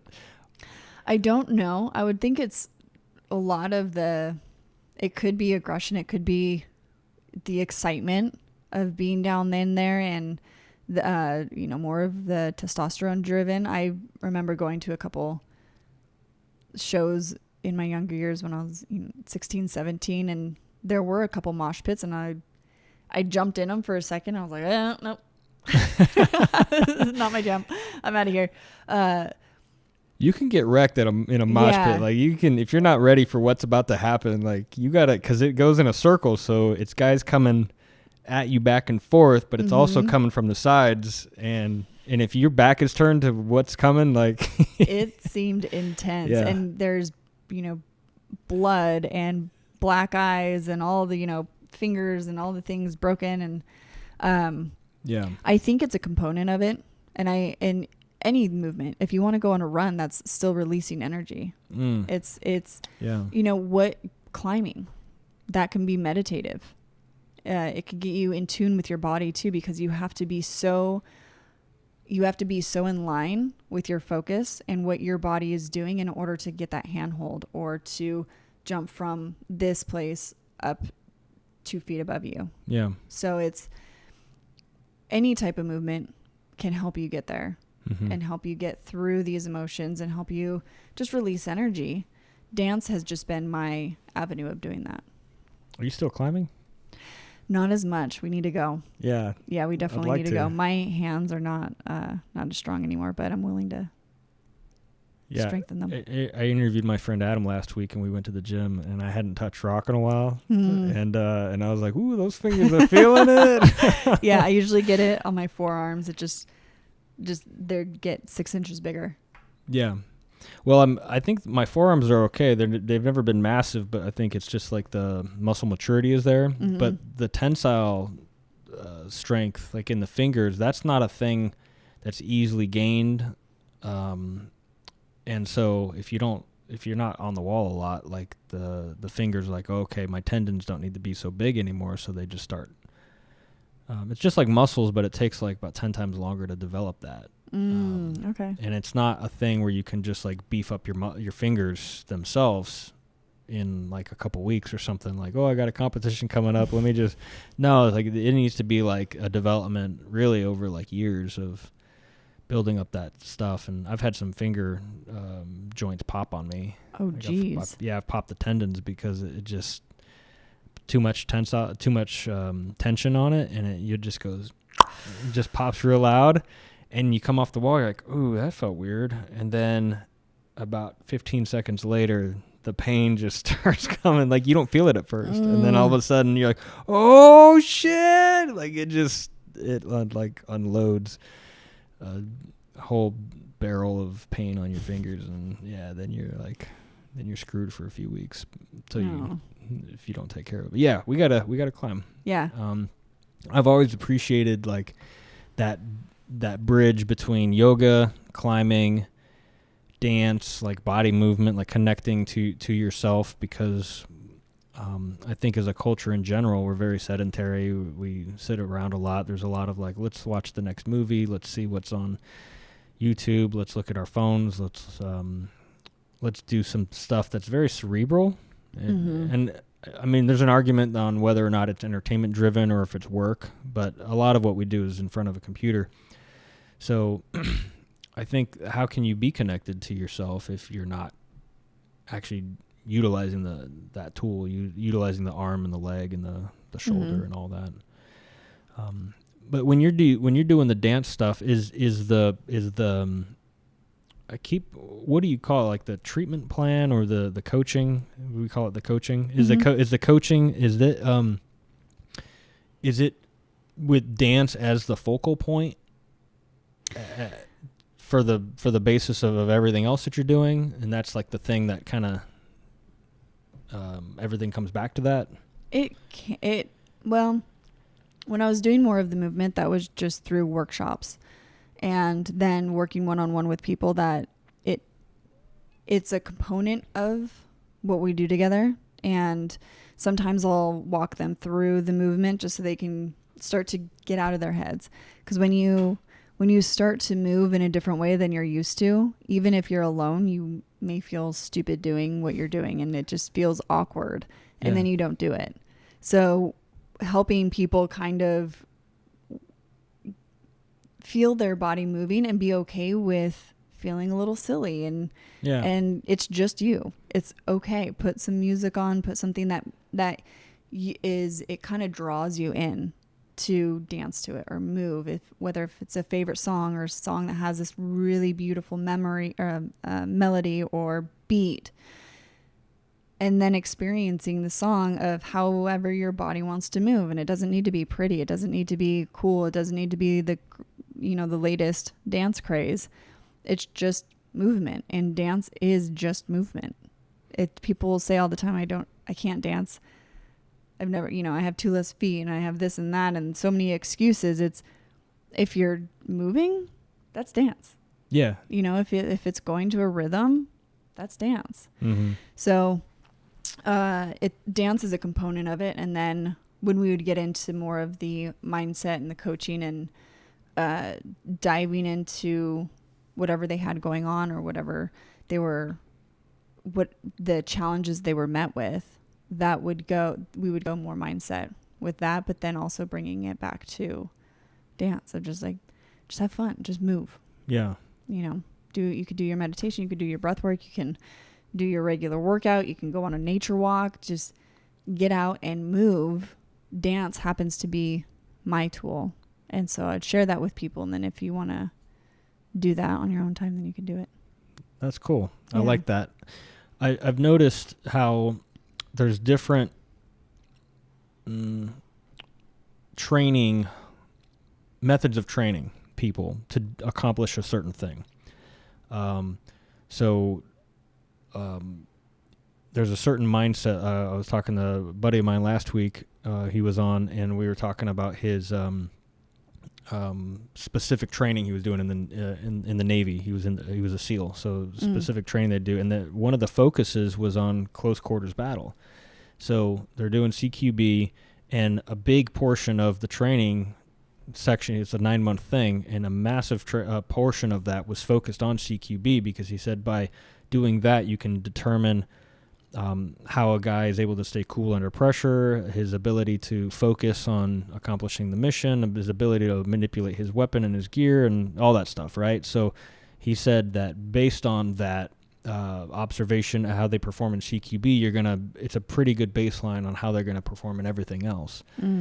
And I kind of hear what I'm hearing with you talking about, like working with women, working and coaching and stuff, is that there's you're determining your baseline for them through their dance. Like if they're very connected with their body, they're going to be, let's dance and everything. And that tells you something as the coach of like, oh, okay, this is who I'm working with. And if they're very tight and don't want to move, then that tells you maybe they're closed off, or maybe so it's an interesting thing, because you're training them to work on their mindset. You're training them to develop a certain pattern of behaviors to help their life improve, but you're starting with like this thing that's just be silly and dance and move your body around and have fun. Exactly. It's exactly that. And we're so serious too. Yeah. We take things so serious. Life is serious. Everything's going on, and we need that day of good news, or a couple days of good news, just to Happy News Day. Happy News Day, and just to have fun and be silly and let loose. And there's so much pressure to be and look and do things a certain way that when you can just color outside the box a little bit, that's going to help you immensely when that becomes something as a routine or a tool that you can go back to often. And that's, even with painting, I always say painting got me out of that perfectionism. I still have slight tendencies. But because it's not color by numbers, and because I'm not trying to precisely make it look like the climber on your wall, I'm just using colors and doing interesting shapes, and however it might, however the creativity flows. Yeah. It gets you out of that box that we're put into, or that we put our own selves into, or that we choose to stay in. And you get to experience life a little differently, and you get a different perspective. And I just think that when we're able to just freely express in ways, whether it looks cool or it looks silly, just do it. Yeah. Are you still painting? Is that like a regular habit of yours? I took a break from painting. It was more so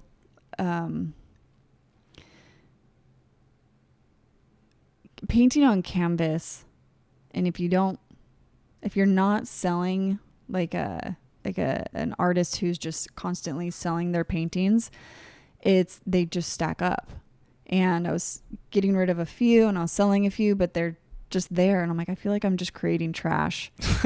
And now we have these paintings in the house and I'm not set up to sell hundreds and hundreds of paintings. Yeah. So what am I going to do? And I felt really bad that I was just creating trash. So I kind of backed off a little bit, and now I'm looking at it differently of how can I create it in a way where it's within the biocycle of the world, of the planet. So am I going to use hemp? I'm using more earth derived paints and non-toxic acrylic mixture that I can mix with those and make my own medium or create my own canvas out of something that can, if somebody doesn't want it anymore, they throw it in the yard or the compost and it can decompose. Wow. So I want to create it so it's part of the cycle rather than it just becoming something else that is a piece of trash at the end of the day. So that's where I'm at right now. I'm in that. Well, two things. First of all, I've seen your art, and I don't think it's trash. I think you put together some really cool stuff. It's very creative and fun to look at. So I think you shouldn't sell yourself so short on that. But I mean, there's ways you can do it. You can put your stuff out there. I know Etsy, people sell artistic stuff. I mean, there's other art websites where artists can sell their art, and I think you could really move some pieces. I don't know if you've tried that or not, but you can absolutely sell your art. Thank you. Yeah, it's cool stuff. So thank you. Don't sell yourself short. It's not trash. Everybody, listen. She knows how to paint. But thank you. So, but I do like the eco-conscious mindset of like. I think that's cool that you're thinking about like the canvas. Maybe it's something that's biodegradable. Is that where you're going with it? And the wood, I mean, you can just for the frame. That's gonna decompose in some way or another if you put enough water and pressure and time over it. It'll just fall apart. Wood fiber is good for ultimately fertilizer and stuff, but put that in the fire or something. But I don't think anyone's gonna take your painting and they're gonna see it on a wall and be like, oh, I'm tired of this. Throw it in the compost. That's such a damn, man. That's so hardcore. Like, well, I'm thinking also for myself too. Yeah. Thank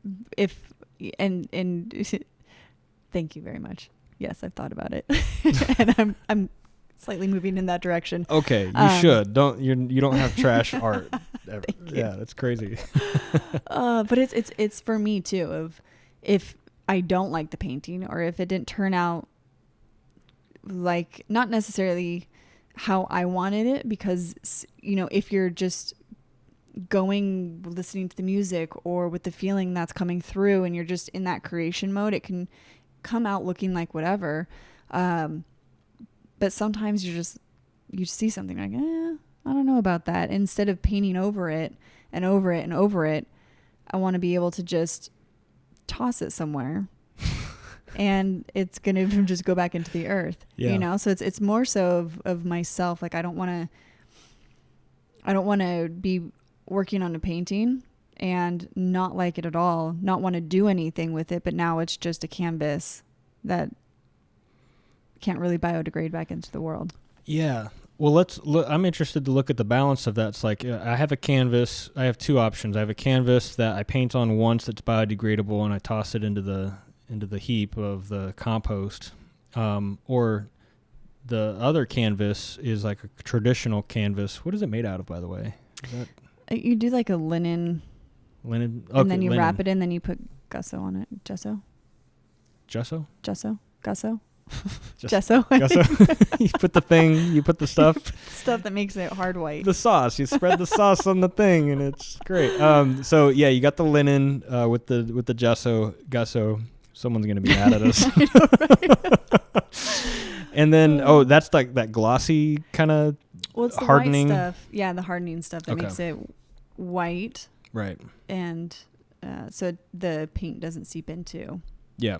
The fabric. Okay, so you have the decomposing when you paint on once and toss it, or you can paint a painting. If you don't like it so much, then you just white it out or black it out or whatever, and then you have another blank canvas you can work with. Because I know there's they've done this where they X-ray or they do infrared on these ancient paintings, like 500-year-old paintings, and there's another painting underneath it. And you're like, oh my God, like one of the most famous iconic paintings has like a sketch underneath of some bullshit that the guy was like, this is garbage, and then he paints a masterpiece over it. So I'm thinking like in terms of like economy of time, like maybe it's better for me to just blank out this canvas and then just reuse it instead of like tossing a canvas, because it takes time to.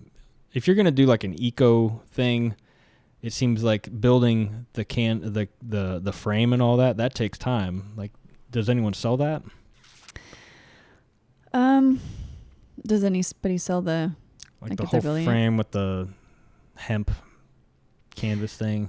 I don't know. I was playing around with what it could look like rather than a traditional canvas. Yeah. So maybe it's maybe the wood I find on our walks, I use that. It's already fallen wood, and then I wrap it with that. Or, how can I use things around me that are either recycled or upcycled into this painting or this whatever it turns out to be. And you could definitely paint over some of the painting that I do, it is lifted up off the canvas too. So it creates a texture and all of that. So I've done paintings where I've painted over, a previous painting that I was like, that looks like I want to vomit. I did one. I was like, no, nobody's seeing this one. Yeah. So there is a way to, there's the balance, I think. But, even going back to the paints, spray paint is very toxic.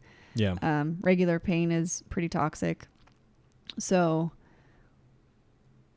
in my head, getting to be creative on what the canvas is and what it looks like is also just as fun as painting the canvas. Like right now I'm growing mycelium, and then you dry it out. And since the mycelium has grown together in a form, then you dry it, it makes it like it's a hard solid. Yeah. So then painting on that, and what does that look like? Whoa. Is that going to be something that I want to use, or is it going to be hemp? And then I have, homemade gesso where you flour and baking soda and water. Yeah. And then I just create that.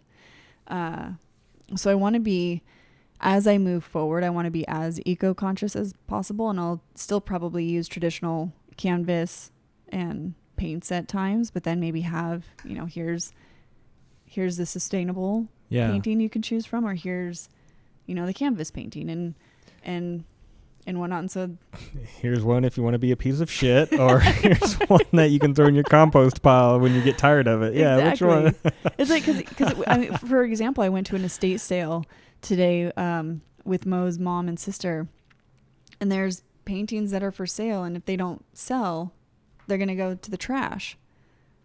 Yeah. So they can donate them, right? Is there a place to? Yeah, you could donate them. Paintings. You can probably, Goodwill, or there's probably places, like you said, that I don't know, actually. They've got the free thing on Craigslist. Yeah. I mean, you can just give away literally trash, and people will come pick it up because they want it for something. That's a good point. So we just have so much trash. Yeah. Yeah, we do. I mean, not too far from here, I don't know if you've been out that way by 121, but like there's a mountain that is really? Just a pile of shit.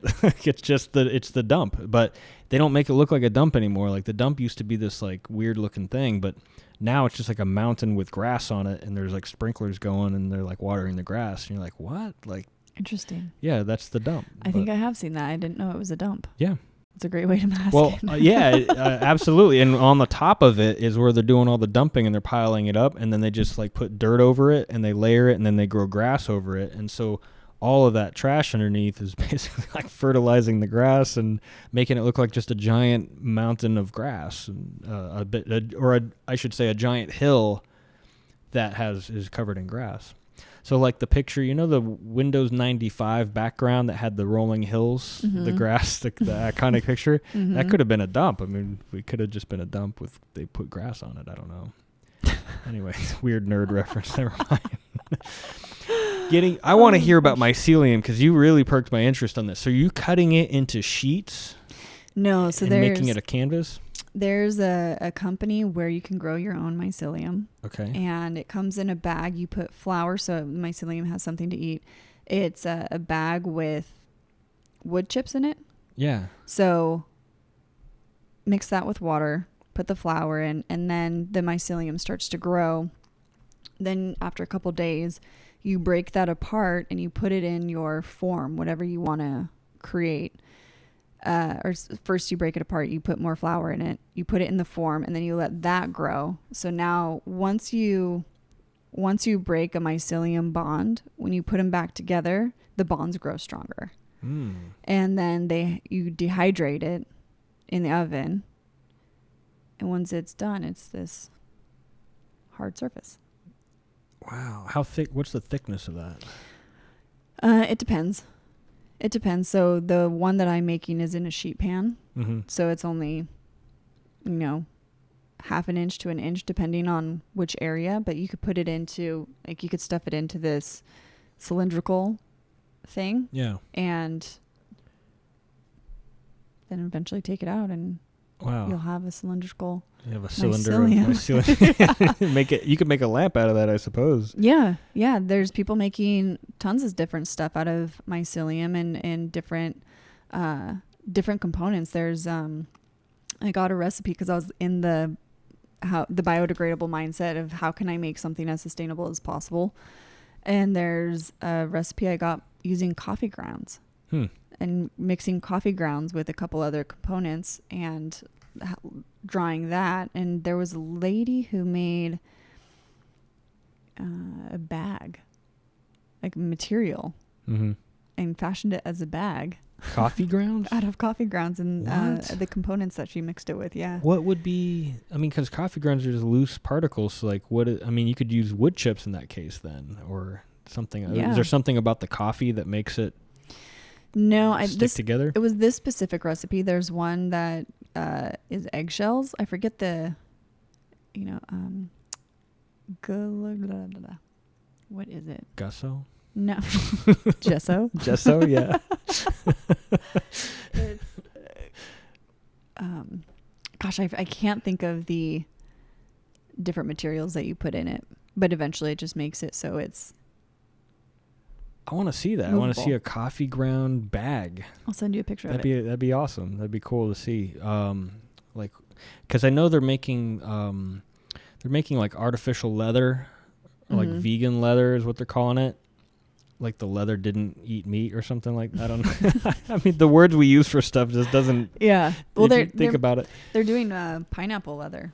Yeah. Well, they're doing agave. They're doing plant. Yeah, like strips of plant, and they're making it look like eel skin and shark skin and whatever else. And I'm like, okay, that looks pretty cool. They're doing salmon skin wallets and shoes and stuff, which is a little weird, but still looks cool. I mean, they do this intense process to dye it and stretch it out and do all this other stuff to it to make it look good, look more conventional, but it does have an interesting look to it. Well, then there comes in the questioning.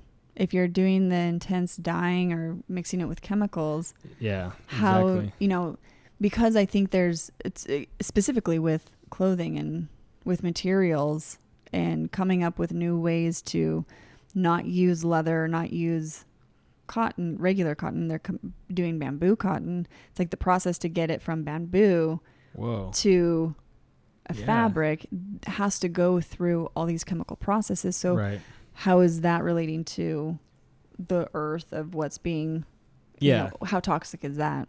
Yeah, like what is eco-conscious? Having a thing that you can say, oh, I have a bamboo leather coffee ground, pocket watch. And it's like, well, what was all the shit, like you said, that it took to get to that? It's like, I think about that with electric cars. Like, I'm so on the fence about this because I'm gonna sell the van and I want to get like just a regular car, right? But or an SUV or something.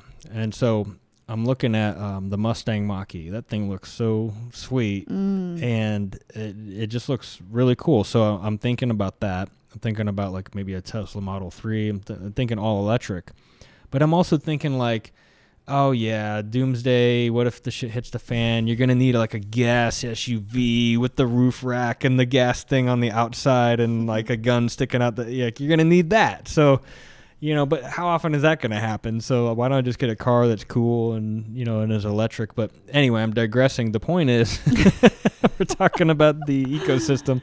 Is the electricity that I'm getting? Like, how is that electricity being made? Mm-hmm. And if it's coming from the burning of fossil fuels or something that is ultimately harmful to the environment, what I think the only thing is like hydroelectric is like the best thing. I don't know. But nuclear power, right? But like, what's the best thing for me to be able to charge my car? And if my electricity to this house is not some kind of sustainable energy, then am I just creating what's the carbon footprint on building the batteries? Mm-hmm. All the lithium, they got to mine all that stuff out of the earth and everything, and like what's the equation on that? So I've watched a few videos, I've done like some minimal research on it and read some articles, and it's like at some point there's a break even point, but right now I don't know that it's actually that beneficial to the environment. Yeah, I go back and forth with that as well. Because I have a Chevy Volt, and so it's part gas and part electric. It's a dichotomy. It's a dichotomy. This is a theme in my life. Yeah, you're looking for those. Like you want exactly. That, yeah. I love it. But it's sometimes to charge it, or not even sometimes to charge it, but when I do charge it, it takes 18 hours for a full charge, and it only gets 54 miles. Oh, wow. So when I gas it up, it's an 8-gallon tank. That gets me, depending on if it's hot or cold outside, almost 300 miles to the full tank. So it's like, wow. If I have time to charge it, and yes, I could charge it overnight. But lately it's just been easier to use gas. Mm-hmm. And just because I'm always on the go from here to here to here and all the different places, and charging in between, it's not even moving the meter. Mm-hmm. So there is that back and forth of what is helpful, what seems helpful, but isn't really on the back end behind, during the manufacturing and the processing, and what is it, where are you getting those materials from? Mm-hmm. And is it going to be a circular economy, or is it going to be a linear economy? And we have been living in more of a linear economy, and now there's a lot of companies who are starting to do this circular way of processing, where they're either upcycling their products, recycling their products, giving them another life. If you send them back, they'll take all the pieces that they can reuse, melt those down, and then put them into something else. And then you have some companies who are just greenwashing the whole process. So greenwashing it? Greenwashing, where they're saying they're doing it's eco-friendly or it's sustainable, and it's not really. It's just maybe a smidge of the process is, but it's not actually. Yeah. They're still very, very linear. It's because it's a hot topic right now. Man, I mean, bandwagon stuff with these companies is a real thing, because they want to get as much profit as they can, and they know that nobody's going to complain, or it'll even increase their profits if they say they're doing something green, or the carbon footprint thing is a big deal. You go to Google's homepage, and it's at the bottom, it says like carbon neutral since 2007. It's like, how are you defining that? Because you guys have so many fucking servers across the planet, and you have so many people, and they're traveling back and forth between offices, and like, how can you guys make that statement? It just seems like such an outlandish statement for such a massive organization. And a lot of it, and I don't know how they're doing. I've done zero research on them specifically. I just see that statement at the bottom, but it's I know a lot of companies are buying these carbon credits. Mm-hmm. And this is a thing, I think it's been covered recently. John Oliver had a really good thing on it. They do some pretty good deep dive stuff on it, but they cover the carbon credits, and it's like, well, I'm a corporation and I want to feel good about what I'm doing. So, well, we're a tech company. I don't know how to deal with trees and ecosystems and fish, and I don't know anything about that. So I'm going to write a check to a company that will do it. So they'll come in and do an assessment. It'll be like a consultation thing. They'll assess all of what the carbon impact is to for our company. They'll figure out what that number looks like in metric tons of carbon or something, right, per year. And then I'll write a check to that company so that they'll go plant X number of trees. They'll go restore some kind of destroyed forest. They'll go do that thing, and then that'll offset my carbon impact. And now I'm carbon neutral, or I'm carbon whatever, right? And so, but these companies aren't necessarily doing that. And so, well, the CEO or the company just says, yeah, well, we feel good. I mean, we wrote the check and now we're carbon neutral. Like, well, you can't say that. I mean, I think there's a due diligence required for this. And what you were saying earlier is like companies, if I send it into them, they'll melt it down and all that. Like, well, what's that process look like? I mean, that process in itself to recycle that item is a carbon footprint in itself. To like, I'm so torn on this thing about throwing all my recyclables into the blue bin when the trash guys come on trash day, because most of that stuff doesn't actually get recycled. Mm-hmm. A lot of that they were like, oh, well, we can't recycle this, so that ends up going in the trash anyway. So now, not only have I made the attempt to recycle it, and instead of it just going to the dump, now somebody has had their hands on it, and there's an additional truck that picked that up, and it went to a thing, and another guy had to touch it, and he ran it through a machine that it can't do it, and so he throws it into the bin, and someone's got to drive another truck to the thing. And so now it's almost like there's more carbon being emitted by me having a failed attempt at recycling than if it had just gone to the dump in the first place, or if it had just been made out of a thing that can decompose, without, having to sit there for 1,000 years. So that's why I'm torn about the whole thing, because it's like, I don't feel like we have an efficient process for any of this. Mm-mm.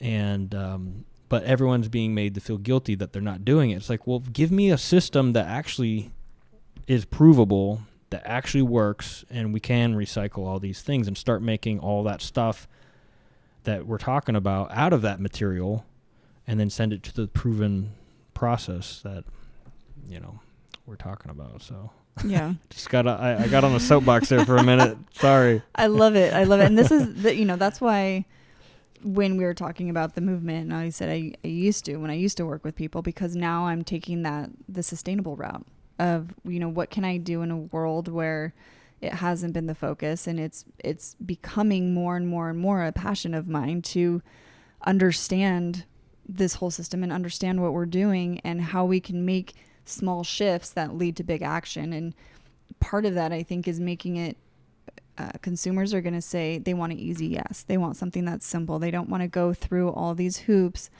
just to have this bottle that's biodegradable and they can feel good about buying this bottle. Yeah. The organizations have to make it easy for that person to say yes to this easy thing. We saw this with plastic bags, bringing your own reusable bag.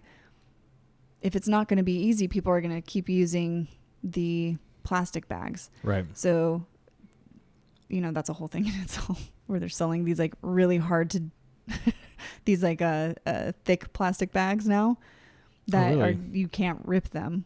Okay. But they'll sell those, but they're covered in plastic already. So it's like these don't even buy, use a canvas bag. Anyway. Right. back to my point is it needs to be easy for the consumer to say yes to. So if you work backwards, that has to go through the company. So you have to work from top down and bottom up. So educating the public of these are the organizations and these are the companies that are doing this as circular as possible, supporting them. But then it's also the companies themselves need to say, how can we create a our products in a better way. Does that mean that maybe it can't all be fully recyclable, but how can we make a portion of it fully recyclable? Or how can we do better on the back end or the front end? So I think it's going to take a long while, but there's a lot of organizations that are already on a good track, and they are that example, and they're profitable. So if you have, money speaks. So if you have that, more and more people who are becoming aware of the waste that we're putting out, the plastic that's in the ocean, the energy that we're using, more and more people are understanding our impact on the planet. And so now they're making the choice to buy from the companies that are at least trying to do something, right, or working on, maybe we're not fully carbon neutral, but we're trying, and we're creating, half of our line or most of the bottle out of this plastic that can biodegrade, but we have to put a plastic cap on it because, whatever pressure, sealing the bottle. Yeah. So there's this one company that it's called 4 Days. You buy a bag, a small or medium bag. They send it to you with the postage on it. You put in your old clothing that you don't want anymore, send it back to them. They then have partnered with different organizations where some will use that for car seat stuffing. What? Some they'll take the thread, if they can reuse the clothing, they'll take the thread out and use it for something that they're creating. So that's a way of working within a really cool system of, maybe it's not you who is doing this, but you want people to buy your clothes. They send you their old clothes. They now get a credit to buy your clothes, but you're ethically sending this clothing that they sent back to you to these different organizations who are able to recycle it, upcycle it, or reuse whatever it is.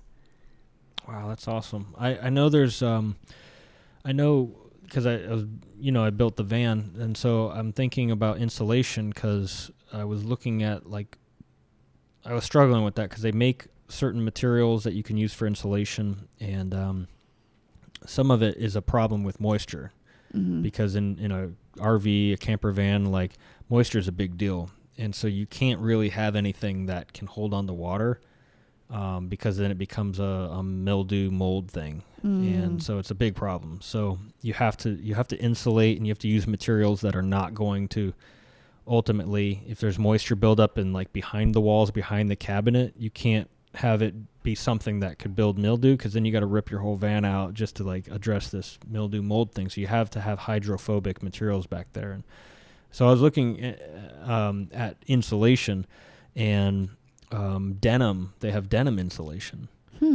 So I'm wondering if those companies that are using denim insulation, if they're not trying to produce brand new denim, maybe they're getting old jeans or something, and shredding them up and turning that into an insulation or something. But I'm thinking about materials like that. But yeah, taking your old clothes and making it into car seat stuffing, and it's your kid is sitting on some old lady's jacket, it's all shredded up, and I like that idea though. I like the idea that things are not just going to the trash, and I see it's so damn convenient to go to Amazon and order whatever you want, and it'll get delivered to your house tomorrow by 8 a.m. It'll be on your doorstep, and it blows my mind how amazing the logistics system is, and it really is incredible. But because it's so accessible, then it's so easy to just nonchalantly purchase things that you may not actually really need, or you're just casual. You're more cavalier with how you spend money on a thing like that you can just show up at your doorstep tomorrow morning. Yeah. In some cases, I don't know if they still have this. Did you know about Prime Now? They had a 2-hour thing. Oh, wow. In certain cities, and it was in Dallas, in DFW. And if you went to the Prime Now section, and I don't know if they're still doing this, but you could order a thing. There's only a short list of things that they would keep, because not everything can be available in 2 hours, but they'd have a list, and you could order I was traveling consultant at the time, and my suitcase got screwed up. Like I think the handle stopped coming out, and it no longer worked. And I was like, I got a trip coming up like tonight. Like I got it, and I'm like, I'm packing, and I'm like, I don't have time. I'm tight, and I'm like, shit, I don't want to go through the airport with a screwed up suitcase. Like it's just traveling businessman. Like I don't want to deal with any. It's such a headache to do this like twice a week, and I'm doing this every week. 50 something weeks a year. So 40 something, whatever. A lot of I can't, you have transferred it to me. I have lost the ability to, but, so I ordered the thing. I ordered one of those rollerboard suitcases, and it showed up at my house in 2 hours. Wow. And I was like, this is fucking rad. Like, wow, it's great. So that is wild. And that goes to show you, that's an example of if Amazon could help the consumer have an easy yes for an item that is biodegradable over an item that is not. They have so much power to create this change in the world. They do. And it's those type of directions that we need to start going in, so then we're not, I mean, if humans go extinct because of what we did to the planet's still going to live on. It will find a way. Yeah. So if people are interested in longevity, it's time to start thinking of how can we live with the planet and not just from the planet. Yeah. And that's the thing I left out of the whole thing. I was amazed about the logistics with Amazon, but it's kind of a devastating thing when I think about all the things that I buy alone as an individual, all the cardboard boxes that show up. Whole Foods, man, I don't know what happened to Whole Foods, but it is like not the Whole Foods I remember from like 10, 15 years ago, because never mind the fact that like everything has canola oil in it now, and they used to do all olive oil like for all their like salad bar stuff, and it's like so much of their food is stuffed with canola oil. It drives me crazy. So but when you order from Whole Foods and it's delivered to your house, like the amount of stuff that comes, your food is packaged in, and there's nothing you can do with it. It's completely useless, like waste, and it's like pounds of plastic with like ice layered in the middle of it. Like it's very ingenious, it's very efficient, engineered well, but there's absolutely no use for it afterwards. I thought about it, I was like, can I do something in my van with it? I was trying to think of something to do with it, and there's like I can't find a use for it. So yeah, you're right. Like companies like that have a major influence in the world. They need to be able to help influence things, but it's tough when you're a logistics company, and that's what they are. They're a logistics company, and Amazon? Yeah. Yeah, and their job is just to traffic things back and forth. And what kind of company would they be if they just started saying like, well, we're going to prioritize the biodegradable, eco-conscious products over the other ones?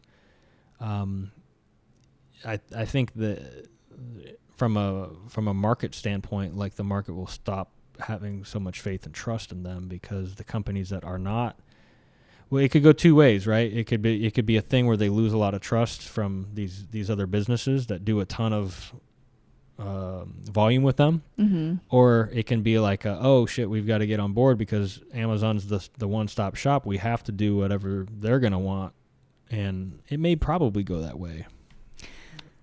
You bring up a great point, and it's so funny because I don't think of Amazon as a logistics company. I just think of them as Amazon that has everything. Right. But you're so right in saying that. So thank you for helping me come back down to earth and reality. Yeah, I don't know. I don't know if it would push people into, or companies who are putting their products in Amazon warehouses, if it's okay, we are going to also try to do this as well, or they can create an initiative where they are advertising their sustainable lines of companies, and you could still send your products to Amazon, but Amazon has an initiative advertising. Maybe they put $5 into the regular advertising, but then $10 into the sustainable advertising. That's true. And, they have different categories in Amazon. So you can go, look at the category of clothing or look at the category of electronics or something. But it'd be cool to see a category of not biodiverse, just eco-conscious products that have some kind of life cycle like you're talking about. Like there's something built in, proven thing, and how do you certify that? I don't know. I mean, but nevertheless, it ends up, the end result is that it's some kind of like listing of here's all our products that meet some kind of like life cycle criteria, and they're all prime now. They're all prime products. You can get them all in 2 days or whatever the the thing is. So it's like they're convenient to get, and they all meet some kind of life cycle criteria. And so we're not forcing this on anyone, but like this is a category now that we're monitoring, we're tracking, and we're providing this as like a cool thing because we do care to some extent, you know. And I don't know that it would hurt profits. I think if anything, it would create a conversation for sure, because that would get on the news. People would start talking about it, and it's like, they're not necessarily directing money one way or the other. Because let's say it's my mom buys some kind of sponge for the dishes. It's like it's not made out of plastic. It's made out of some other mesh weave, but it's made by one of those major sponge companies. I don't remember what it is. Anyway, it's brown and not green. Whatever. I just know it's better, right? So she uses that sponge, but like it'll show up in the diverse full life cycles category, and it'll also show up in the kitchen cleaning products, the standard product category that it shows up in. So if anything, now this product is showing up in multiple categories, whereas before it was only in one category. So it may actually like drive sales in a way, because I try to think about that. I try to think about from a corporate standpoint, like profits rule all. We have to maintain profitability, and if I can get my product marketed in 2 places for the same cost that I'm paying for, like, hell yeah, I'll take that. I'll take that deal. And so now that's a motive for these companies to say, hey, all right, I'm going to start making my product, or I'm going to at least start doing some R&D and determine, can my product meet this life cycle criteria, whatever it is. And if it can, then yeah, I mean, there's a big chance for like fuckery to be afoot with it, because they'll like, oh, it's full life cycle, yeah, for sure. And there's like, meanwhile, there's like a big plastic machine just turning out like stuff. But I mean, at least it's a start, right? Get the conversation going. Absolutely. And I think I think it's a great idea. And if you have a dedicated department that's able to go through, and it's not so much of we're going to apply to be an Amazon business, but you're putting funding into this department that they can do the due diligence, and they can, like Costco. I think Costco, I was watching a documentary specifically on their wine. They have an amazing wine section. They have a great wine section. Yeah. And that person does the due diligence, or that team does the due diligence of, where's this wine? How are you making it? They're doing all the taste tests. They're doing the due diligence that Amazon could also set up for a sustainable department, or eco-conscious department. And this is the products, and this is the criteria that they have to go through. And maybe it's a life cycle analysis, and how it's made from processing, or even just getting the material through processing, manufacturing, and to the company. What is that coming back? Do you have a certain, you can return this, or you can send this back, and we'll reuse it.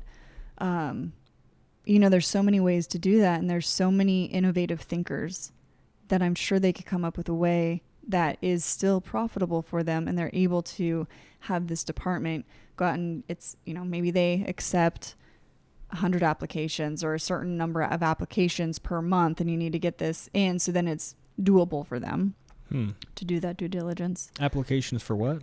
Like the companies are applying for this program? I think you have to apply to get into, just sell on Amazon and create your store. I think I'm not too certain about that. Yeah, I'm sure you have to, right? But you have to do some sort of thing to get through the gateway, right, of selling on Amazon. So if they are able to do that and say every month we're bringing in 100 new products, you have to send the products, we send somebody out to your factory to make sure it's all up to par. I don't know exactly what that would look like and what type of brains you would need to make sure that they understood. Yeah. This isn't a plastic machine. It's a glass machine. Right. Yeah. Or it's making glass, not plastic type of thing. Well, using the sponge example too, it's like, well, that company is known for making sponges out of plastic or plastic-based oil, petroleum-based products, right? So does the whole company have to qualify, or can this one product they make qualify? And so we'll put this one product through, the category of the bio whatever, the eco-conscious stuff, but the company doesn't get that. Yeah. Thing. I think it would have to be the product to start with, because then, some companies have a hard time of completely transitioning. You're working with this one material for so long, and now you're transitioning into a completely different material. Does that require the same machinery? Does that require the same composites to stick it together, or do you sew it together? Yeah. What is the thread? All of that. So it's I think we're coming up with a good business plan for Amazon right now. Amazon, if you're listening, Kirsten and I have a amazing proposal for you. We get a certain percentage. Yeah. We'll put in some work. Yeah, we'll get it all dialed in. But I think that would be really cool if you started having these very large companies shining a bigger light on ways that we could be more friendly and live with the planet. Yeah. And understanding, that the materials that we're creating, that we're taking, and then also on the other side of how are we giving back to the planet itself as well, and how are we understanding the indigenous knowledge rather than trying to profit from the knowledge. Mm-hmm. How are we creating it as like this cycle of we're learning, but we don't have to necessarily profit from this. But the indigenous knowledge is so vast that if we are able to learn from it and learn of different ways of living with the planet, then we can start to adopt those into communities and into society. And they may not completely fit perfectly with how the world is set up right now, or the Western world is set up right now, but there's ways that you can integrate it and bring it into to fruition. Yeah, I like that. It's idealistic, and I'm such an idealistic person. I'm an idealist as well. Like I think about, there's like a little Star Trek thing back there. Not that I'm into Hot Wheels, but there's like a thing for Star Trek back. Just because I'm a Star Trek fan, I think about the society that they created, even though it's all fictional. But it's idealistic to the nth degree. But it's just about like, yeah, there's still conflict and everything, but we're creating this thing where we're like living in harmony with the planet, and being a multiplanetary species doesn't mean that we destroyed the one that we came from, and that's why we had to go to the next one. It's like maybe just because like we're growing, there's billions of people, and we know a planet can't sustain a certain number, so we have to branch out and expand. And also, if there's like a planetary event, that we don't want to wipe out all of humanity, so it's good for us to go to the moon and to Mars, and I think those are good reasons. And as we progress as a species, that's going to be a space-faring people. Like I think that's all good stuff, right? Mm-hmm. So it's part of that progression. But when I think about that society, the Star Trek society, it's like on Earth, it's this thing where it's like we've learned to coexist with all of the creatures on the planet, the oceans. Like we've healed the planet from all of the pollution, and we've, for the most part, found ways that all the energy that we get is sustainable. It's renewable. It's not polluting anything. So I think about, like, right now, nuclear sounds good. I know that there's helium-3 on the moon is like a conversation thing, that there's a new kind of nuclear fission or fusion, but that can, like, it's like super clean energy and very little. There's no pictures of like the toxic waste with the radiation, the yellow barrel with the radiation. Like I don't think helium-3 has that kind of byproduct. I think the byproduct is not like that kind of thing that's going to get dumped in oceans or anything. So a lot of cool stuff that I think if we can continue down this road as a species of saying, okay, we know what we're doing is not good. Right now, it seems like we are so disconnected from our own bodies. You're talking about earlier, how could we even be connected to the planet around us? And I think it starts with people becoming connected with themselves, reconnected with their families. Families are not connected anymore. Certainly not. It doesn't feel that way in our culture in general.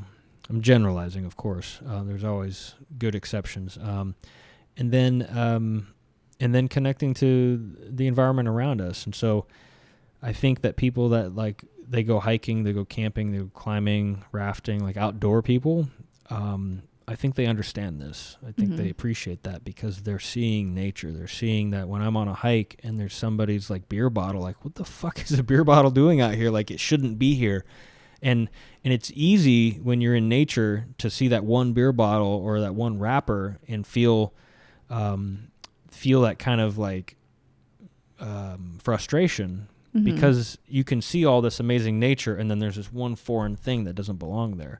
But a city made out of countless metric tons of concrete and metal and all this stuff, it's like you don't feel like you're in the environment. And people spend their entire life in a city. They never leave the city. And so there's like zero connection to like who we are, what we are. And yeah, anyway, so it's definitely something where I want to see humanity like do more than what's going on right now. Same. Yeah.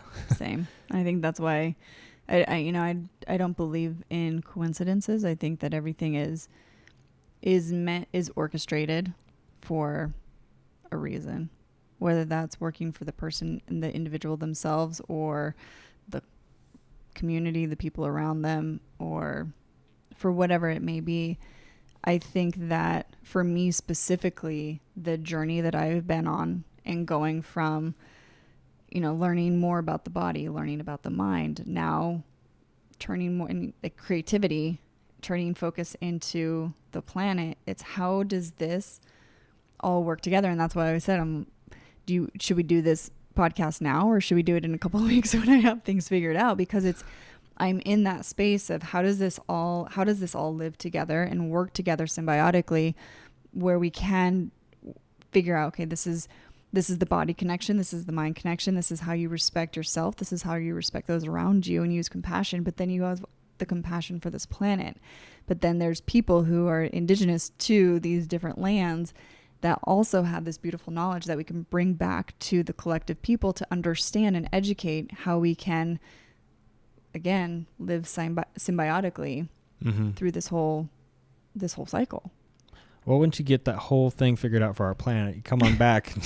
We're so excited to hear what you've come up for the planet. Oh gosh, be under a rock for a while figuring it out. Yeah, well, it's an evolution, right? This isn't going to be worked out. No one's going to come out with the plan and be like, "This is the plan," and we got it. You're gonna get a lot of opinions and feelings, and there's gonna be a war about it. It's gonna be a thing for sure. So it's gonna take a while, but can we get it done? Can we work out all our bullshit as people? We're very emotional creatures, and so can we work all of that out before the end of the world? Well, yeah, I don't want to say it like that. Yeah, before it all goes. Yeah, but before it's all gone. But like the because of the carbon in the atmosphere, the global temperature is rising, and I think once we hit, I think we're at 1.5 right now, above what it should be, and once we hit 2, I think it starts a cascade effect that's irreversible. Yeah, I believe that's the science on it, and well, damn man, we're like right there. We're gonna hit it way before 2030. Yeah, I don't think we can stop that. That's a freight train that's not easily slowed down. Yeah, I think we've got people out there like waving flags at the train, but there's nothing. Since the 70s. There's still people shoveling coal into the engine. I mean, it's not slowing down. Yeah. Yeah, it's a big ordeal too. There's so many different people in the world. There's so many different avenues of thinking that trying to get everybody to come together on this one and figure out a way. There's, the UN SGs, sustainable goals, and then you have nonprofits. That's a Surgeon General? Is that what the SG? Sustainable goals. So the UN sustainable goals, they have it lined. It's beautifully lined out. I think there's 18 of them. Each one, one is hunger, clean water, and the oceans, the land, it goes down these different rabbit holes that you can go and you can figure out. And that's what I think a big part of the education, and maybe more so of where I can step in with from just everything that I've done and what I like to do in this talents is how to educate people in removing the individual and looking at it from a community standpoint, and then finding that thing that you're passionate about. So maybe if it's oceans, you can start supporting these different organizations that are helping clean the plastic out of the ocean, or the specific animals. If you're animal focused, you can do that, but taking a stand for something that you believe in. And I think if more people are able to do that and not just live in a world and, for lack of a better way to say it, just take from the planet. You may be a great person, but if you're just constantly taking from the planet and you're not giving back, you're not supporting those organizations who are trying to make an impact, then to me, it's just taking. So if you can find something that you're passionate about and step up and support organizations who are doing good and doing impact in that space, and we have the majority of humans, just even in the US, doing that would be huge. Yeah. And they would be able to get the funding in order to make sure that they can deploy the devices that are needed, or find different innovative ways of removing or putting back or materials, something like that. Yeah, and this is we're kind of circling back on this with education of children. So not only are we dealing with gender identity stuff and dealing with what is a boy and what is a girl, and I don't mean like transgender stuff. I just mean like, can a girl be a construction worker? Can a guy be a nurse or something, right? It's like, but it's also educating children that's saying like, hey, we need to modify the education program so that they understand like what is important and what isn't important. But also, this is the insurmountable thing, is like parents are the example setters. So there's a whole bunch of stuff being taught in school, and if we have an education program that says, hey kids, like, it's the best thing to do is to make sure that whatever you're buying is good for the environment, it has a life cycle to it and all that, and like, so come up with all these programs, which I think will take some time to develop programs like this that are interesting to kids and make it motivating to kids. Like, Mom, why don't we have products in the house that have like a full, oh damn, like it's calling them parents out, and so, but then parents have to understand like this is a thing we're doing now, and I think it's going to take a president of the United States to say, hey, we're doing this thing now, guys. Like, we're not fucking around with a war anymore. We're not fucking around with whatever other dumb bullshit we've been doing. Like, this needs to be a priority for us. And it's still something that can be profitable for all these organizations that are worried about what I'm going to say or do and whatever policies I'm going to put in place. It's still going to, everyone's still going to make profits. That's still, the thing that needs to be done.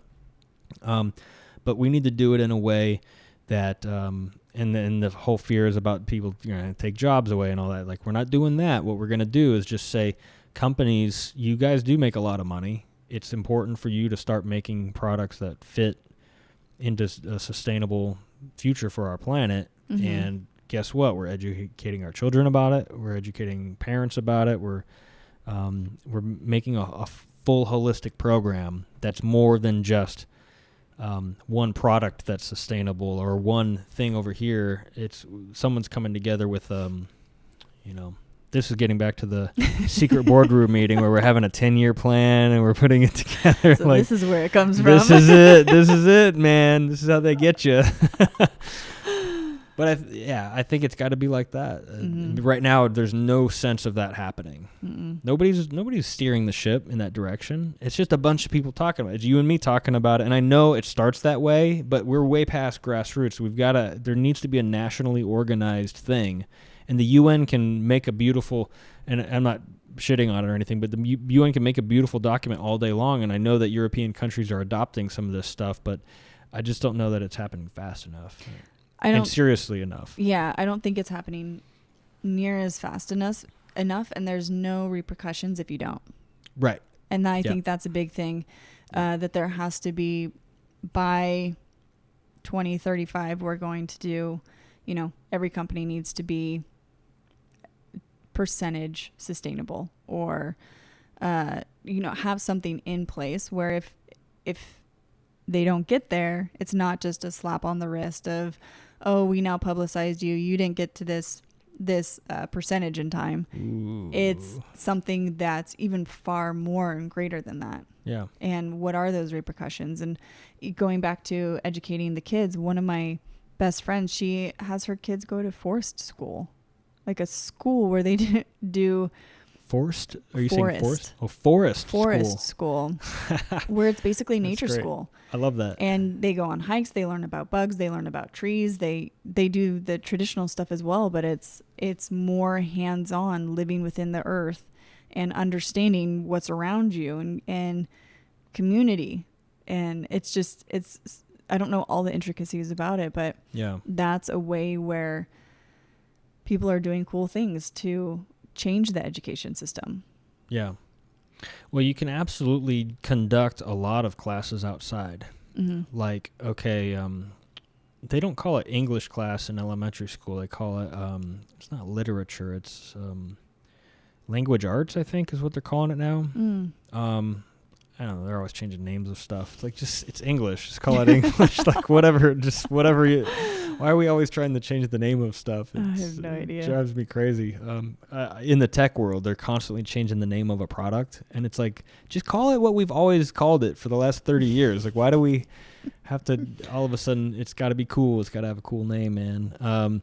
Because we're redefining the future of technology with, whatever, right? So, but with these kids, you could have them go out to like the playground or to the park and say, all right, for the next hour, I want you guys to write your essay and you're going to write it out here. And they could just be outside writing. And handwriting, not on a computer too. Exactly. Which would be even more amazing. Yeah, they're handwriting. Yeah, they're writing their, not an essay, but maybe write a short story about whatever. Like take them to a really big tree. I want you all to write a story about this tree. And then they all read it and they all discover everyone has a different story about that tree. And it's like, you're teaching perspective. You're teaching. Yeah, I think that's teachers. Yeah. I don't know how you do math in the forest. I don't know. That's the way. I could barely get through math because it's so. Yeah, being an engineer person, you'd think I'd like it, but I can't. Yeah, I don't know how you sit through it.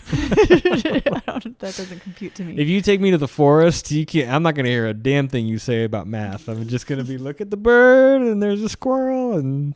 Yeah, well, it's. I forget how. They're 7 and 5, so they're young. Who is this? One of my best friends. Okay. So her boys are young. Going through this forest school, so it was more of like a kindergarten, kindergarten, maybe 1st, 2nd grade. Yeah. And I think now they've gone into not a fully traditional school. It's still like a Montessori type thing, I think. It's like a charter school. Is that what that is? I think there's... What's the difference between a Montessori and a charter school? I don't know. I went public. Yeah. Represent public school. Yeah, right? This is all new to me. But I think it's just a really cool way to, and maybe it was preschool and kindergarten they went through this, but whatever it is, it was very hands-on in the earth. That's cool. Discovering and curiosities. And then, it was more of student-led. What is this? Oh, the teacher would explain what it is. And rather than, I need you to sit here and watch what I'm writing on the whiteboard, it's more of a hands-on thing. I guess kindergarten preschool is pretty hands-on too, from what I remember. But we were inside the whole time. Yeah. And it wasn't. Yeah, it just, in my mind, it's so different than what I had. Yeah, it sounds different. I would like to, that'd be a cool class to teach, like if they had a wilderness life skills class or something. Like it's a forest school anyway. Maybe not preschoolers or kindergartners. I don't know if I could do that. But it'd be cool if they were like junior high or something, and it'd be like teach them like land navigation and how to start a fire and garden. Yeah, here's how you agriculture stuff, like just like outdoor living stuff. This is life skills I think nobody usually learns if you're like a kid in the city. I agree. And I think that starts you on a path as a kid on a life cycle where you can appreciate nature, you can appreciate the responsibility. And that's that whole holistic education thing. It's like the responsibility of taking care of this planet is because you work in the planet. You're growing crops, you're living in it, you're sitting by a fire. Like this is all connected.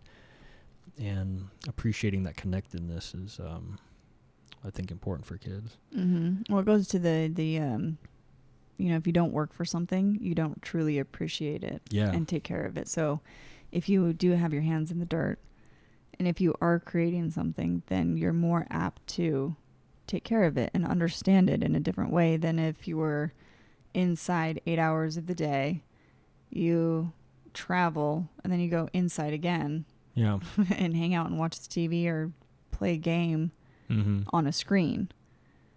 So there's a lot of growth that we can do as a society and as a world.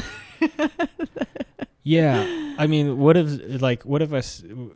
sounds more entertaining? Like if I called you up and I said, "Hey, Mo and Kirsten, come on over. We're gonna watch a movie tonight." Like, all right, yeah, cool. Sounds like fun. Watch a movie or something. Or hey, come on over. We're gonna trip on shrooms and we're gonna get our own canvas. And when we all peak. We're gonna paint our own painting. I'm in. Like, what sounds like a better time? It sounds like more fun away from a screen. Oh yeah, if a friend says, "Hey, let's hang out," I want to go do something outside, or right. I don't want to come over and watch a movie or sit and watch TV. And it's interesting because when I was living in San Diego and for a while there, I didn't have a TV at all. It was years and years and years I didn't have a TV, and then came here and Mo has a TV, so we watch a show after dinner. Mm-hmm. And one of our friends came to visit, one of my best friends, and she's like, "I haven't watched TV so much in one time," and I'm like, that actually had me reflecting on how much TV we actually watch, even though it's not on during the day, even though it's not, on constantly during the weekend. In the evening, we watch a show. Yeah. And it's mainly every evening. Mm-hmm. So it's just, okay, do we need this much screen time? Because I'm on my computer all day. He's not as much, but I am. Yeah. So how can I find my own balance? And we started talking about let's just hang out and talk or read or do something other than watching the TV. Yeah. So, but it took her to reflect that back to me. Mm-hmm. And then of course I'm like, oh shit, I do watch a lot of TV now. How do I feel about that? Yeah, maybe from Mo's point of view, and I don't want to speak for him, but like because he's out there working with like the dudes all day, like that's his decompression is like he can just stare into a screen and just kind of space out for a little bit because he's been tuned in all day. So like I work in front of a monitor all day, but it's different. Like I'm doing tech stuff, and so I'm plugged in and trying to be switched on all day. But sometimes it's nice to just watch a show with like some barbarians fighting each other or something. Vikings. Yeah. Well, no, there's this new Vikings was a cool show. There's this show on Apple TV with Jason Momoa, C. Okay. It's like some devastating thing happened to the planet and everybody is blind now. And so you see these like people, and it's very well done. Like you see these people like going to war with each other, but they're blind. And so like, how do you have two armies fight each other that are blind? And it's pretty cool to watch. So anyway, I'm digressing, but sometimes it's nice to just watch some random stuff and decompress. But I get what you're saying, because that's time, maybe because we've both been working all day, that's time that we could be connecting or relating to each other or just, blowing off some steam or something like that. So I get that. But I think you got to find some balance, because it's nice every now and then if like a big blockbuster movie comes out and it's like, that's the big one, like the new Top Gun, like definitely seeing that in the theater. Like there's no chance I'm not seeing that in the theater 3 times. Like it's gonna happen. So yeah. But what do you think about, because I know you said dance is like a big medium for like working with people, and then the painting is kind of a personal thing. Have you found an opportunity to work with people in painting or other mediums, or has it mainly been dance? It's mainly been dance. I've done retreats where there's different, we're going on hikes, you're carrying a heavy rock, you're letting go of your burdens, you're carrying your burdens and then you let them go. And, different activities, none of which included painting. One was more of drawing and listening. But yeah, that would be a good way to do it. And there's so many cool things that you can do with that, and that I've even just seen myself. I've not taken part in a lot of them, but even with like art therapy and just going at it or painting what you feel and all of that, I think it could be, it's definitely a healthy and awesome medium and tool. Have you considered like finding, we're talking about earlier, like the women are identified as doing this sort of thing and men are identified as doing, the macho stuff or whatever, right? So have you, I don't know if I need to tread lightly on this or not, but it's like, because you're a woman and then you're doing the dance, you're doing the art, and this is what would be traditionally seen as like a feminine kind of these are feminine activities. Have you seen that as like there are things that just make sense to continue, that women keep doing certain activities, men keep doing certain activities, but it's okay to cross over? Like, is it something that you've considered? I think that it can be construed that way. And it's also, there's like the creative realm. So the creative realm can be writing, it can be poetry, it can be art, it can be dance, it can be all these different avenues. To go into the latter part of your question, if it comes down to sports. Okay. How so? Because if you're like how well, I guess this goes back to the gender identity too, but it's also different people being allowed to go into sports. Like a boy who identifies as a girl is now on the swim team, swimming with the girls and beating all the girls. Yeah. And that's like, oh, okay, well, you guys got to support him or support her now. But she's beating all the girls because physically her body is more of a boy. And let's face it, a lot there's a lot more men who are stronger than women, right? There's strong women out there. Yeah. But men's bodies are built differently. So I think that whole sports thing needs to be tread lightly on of how that crossover. But then, like, are you going to have a woman on the NFL sports team? Is that the question that you're asking? Yeah, in a way. Should I just go hard left on that? You went hard on it, and you're like, wait a minute, is this the right answer? Is that what? In a way, yeah, and I didn't even see you did come out of left field with the sports thing, because I didn't see it coming from that way. But like, we see certain activities as being masculine or feminine. I see. And we have these preconceived ideas, right? So,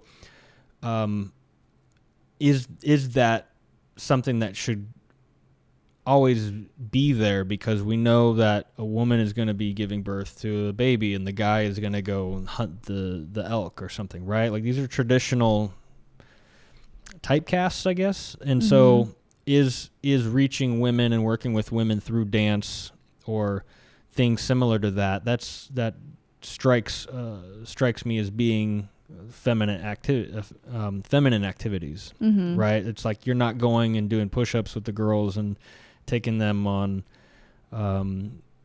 strenuous hikes and obstacle courses, or I don't know that you are, but not in what you've described to me. And so, but that would be like a guy thing. If there was a guy retreat, it's like, we're going to go, jump out of an airplane or do it, it's like going to do guy stuff or whatever. So, so is there a benefit in continuing these things that we've traditionally seen as being typecast for men and women, because that's where we're more comfortable, we're just settled into it, and it's like environmental conditioning has taught us that? Or I'm not sure really where I'm going with that. I think I just want to kind of talk out loud about it. It's like, is there an opportunity to reach women with things that may not have been traditionally used to reach them? Or do you see it just, hey, I'm going to continue doing these things because that's just what's always worked? I think it's a both and. I think it's with the dance and movement, as I was teaching, it's connecting to the body in a way through your sensuality. And sensuality can be your senses, or it can be the sensuality as in your sexuality. And there are women who feel like they've been having to be more in a masculine role, whether that's their career or they're the mom and the dad at home, single parent. And so they're trying to take on this more masculine energy, and being able to move your body in a way that elicits that sensual side of yourself is where our direction was going, and reconnect to that sexual life force that you have. I think that I'm one of those girls who I'm like, I want to go shoot a bow, and I want to go on a strenuous hike and do all of that hard stuff. So I think there's a lot of women who can cross back and forth. I don't think a lot of men can cross back and forth. Because of what you were talking about. Because of perceptions of like, okay. It needs to be like, I think they can by their own choice, but perceptions and how we see, if you're a man, you have to do macho things. You don't really see a whole lot of men going into this flow type movement. Now, like, I follow a couple of accounts that men do that, and it's not a thing for them, but I think a lot of men painting was like, oh, I don't know about painting. Yeah. And then they figured out, they're like, oh, this is great. You also have a lot of men painters. So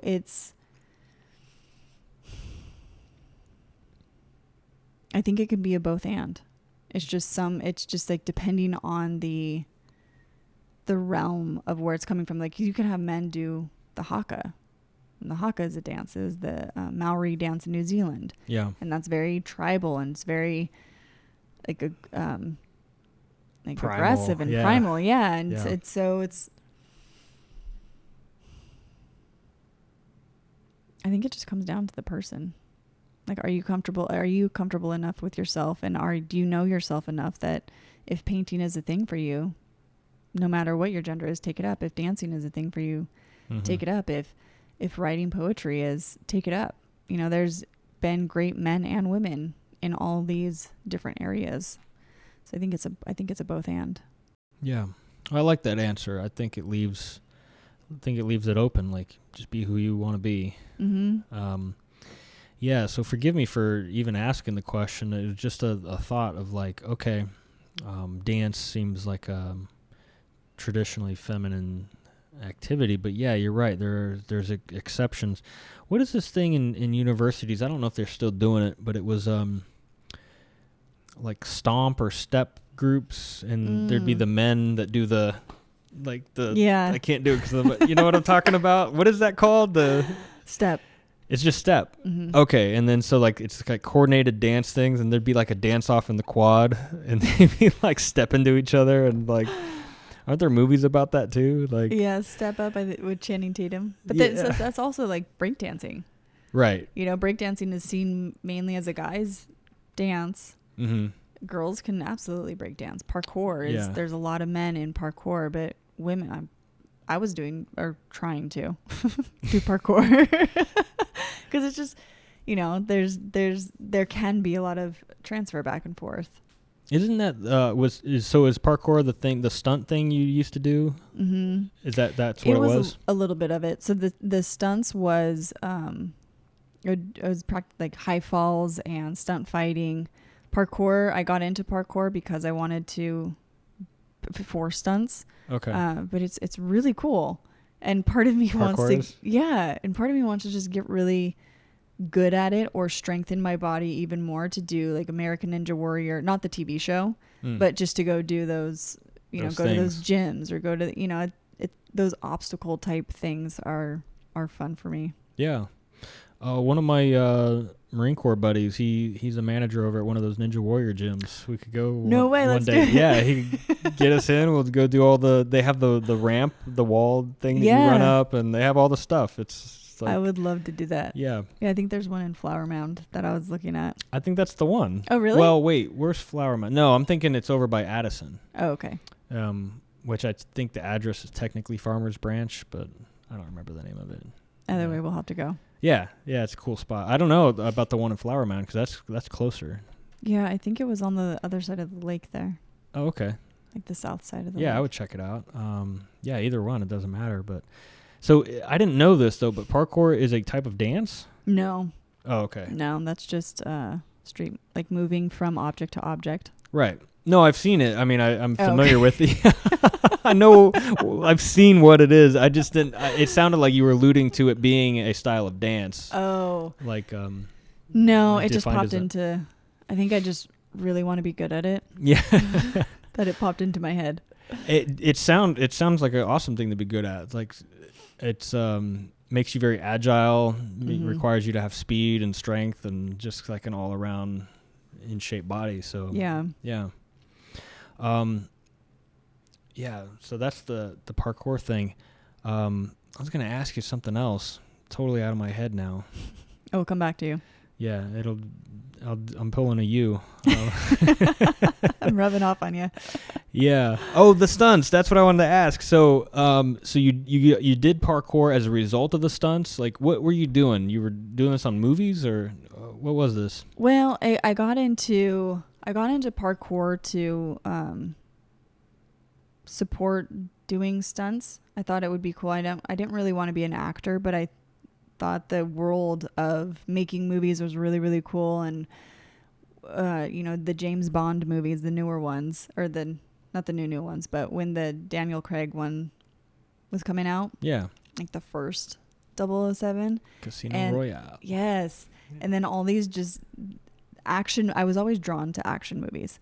And I always thought it would be cool to be the person who could do like hang off the train or drive the car and then do a 180 into a parking spot, and Gone in 60 Seconds and doing that whole like everything that they were doing. I thought it was just the coolest thing. And so I was looking into different ways of what that was. And I was like, I found stunt work. It wasn't really a thought of I want to go be a stunt person. It was, I think this world is really cool. I'm not an actor what else could I do?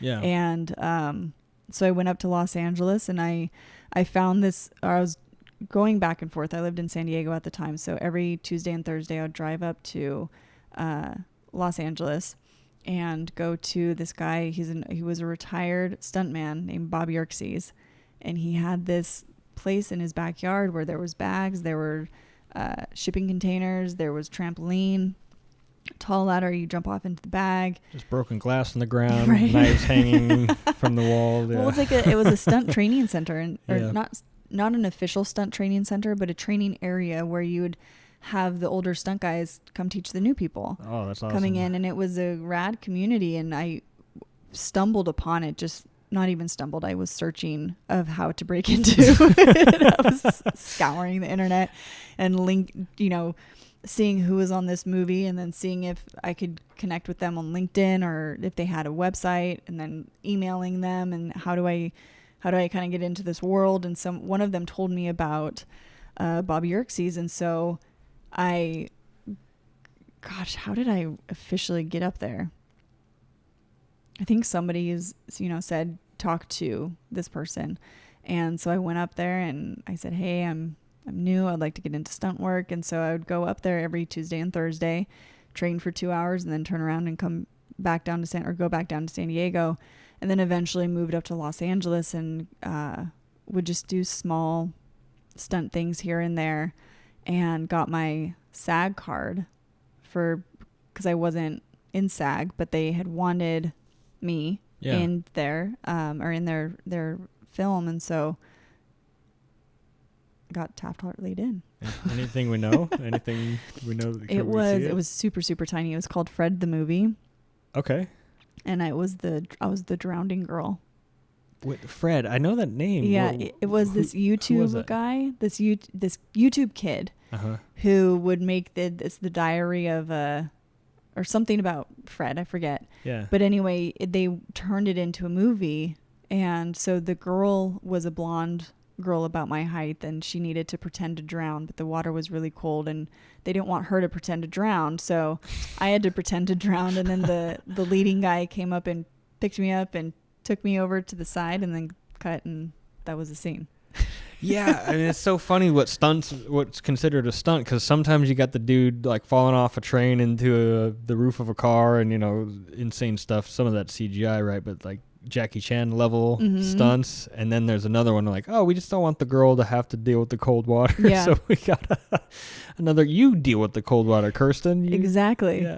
Stunt double, body double. I did a high fall off of a balcony into a bag, and it was how high? It was a couple stories up, or one story. Yeah, it was on the second level. 20 feet. Mm-hmm. Well, it was, so what I was told, mind you, I'm a new stunt person, and this is the sad story, because I was so excited to be a stunt person and moved up to Los Angeles. I was doing massage therapy at the time, so then I had a flexible schedule where I could go. They called it hustling the set. So at the time, you don't have an agent if you're a stunt person. You need to get into the community, and then you need to meet all the stunt coordinators who are going to hire you for the job. Yeah. One way to do that is through Bob Yerkes, where you'd go up there and there would be a group of people, and you'd hope that you would meet a coordinator and they would like you. Yeah. And it was like hyper networking, but hustling the set is, most sets are closed, mind you. Right. That's what I'm like. How did you pull this off? You go up, you have your headshot with your resume on the back, and you go up and you say, is a stunt coordinator here? And then you go find the stunt coordinator and hope that they're not having a bad day, that they're welcoming you and they know that this is the business, Yeah, yeah. But then hi, I'm Kirsten. Here's whoa, really? I'm getting stunts and blah, blah, blah. You give them your resume and your headshot. And that just freaked me out. I'm like, if this is how you have to do this, then I do not like getting in trouble. Like I fashioned my like my high school years in a way where I could do stuff but not get in trouble. Sure. And it was just, circumventing the system. Yeah, I definitely worked it to my advantage. But like in front of people getting in trouble, I was like, oh my gosh, you want me to go do what and put myself out there? And what if they yell? And I don't do good with yelling. So that was a whole thing within itself. However, I would do just small stunts. They weren't for big, huge movies. Yeah. And I got connected to this one stunt coordinator, and he said, we need you to jump off a second story. It's going to be into a bag. It's going to be a back fall, which how I learned it was your back fall, but you can look down between your feet as you're falling back or right before, so you can see the target. Okay. And see where you need to land. So you're facing away from the thing you're trying to fall into. Yeah. Oh yeah. Gosh. And that's how he said, he's like, they're going to cut it so it looks like you're flying off of this thing and you hit the ground. However, you'll jump off, you'll be on the other side of the balcony and you'll be able to look down and find the target and fall. Cool. And then they'll pop you up this thing and they'll cut and fashion it together and stitch it all together like they do in movies. Yeah. I let him know I was a new stunt person. I was like, I'm new to this. Yes, I can do a back fall, but I'm new to this. So in my head, I was being as transparent as possible. I go to this stunt. He has a fill-in stunt coordinator there for him. So the stunt coordinator, super, super nice guy, the guy who was there. Yeah. Very, very nice. They got me all ready. They walked me up to the second story. Oh, by the way, it's not only the balcony that you're going to be on the other side of. You're actually going to be on the floor side, jumping off a love seat, not seeing your target behind you. So I have to jump backwards, clear the back of the couch and the balcony, and land on my back without overturning. And they were telling me this. I was like, oh my gosh. And I looked at the stunt coordinator. I was like, this is not what he told me to do or how it was going to work out. And so I tested the love seat and it was extremely squishy. And couches, you don't get a bounce off of a couch.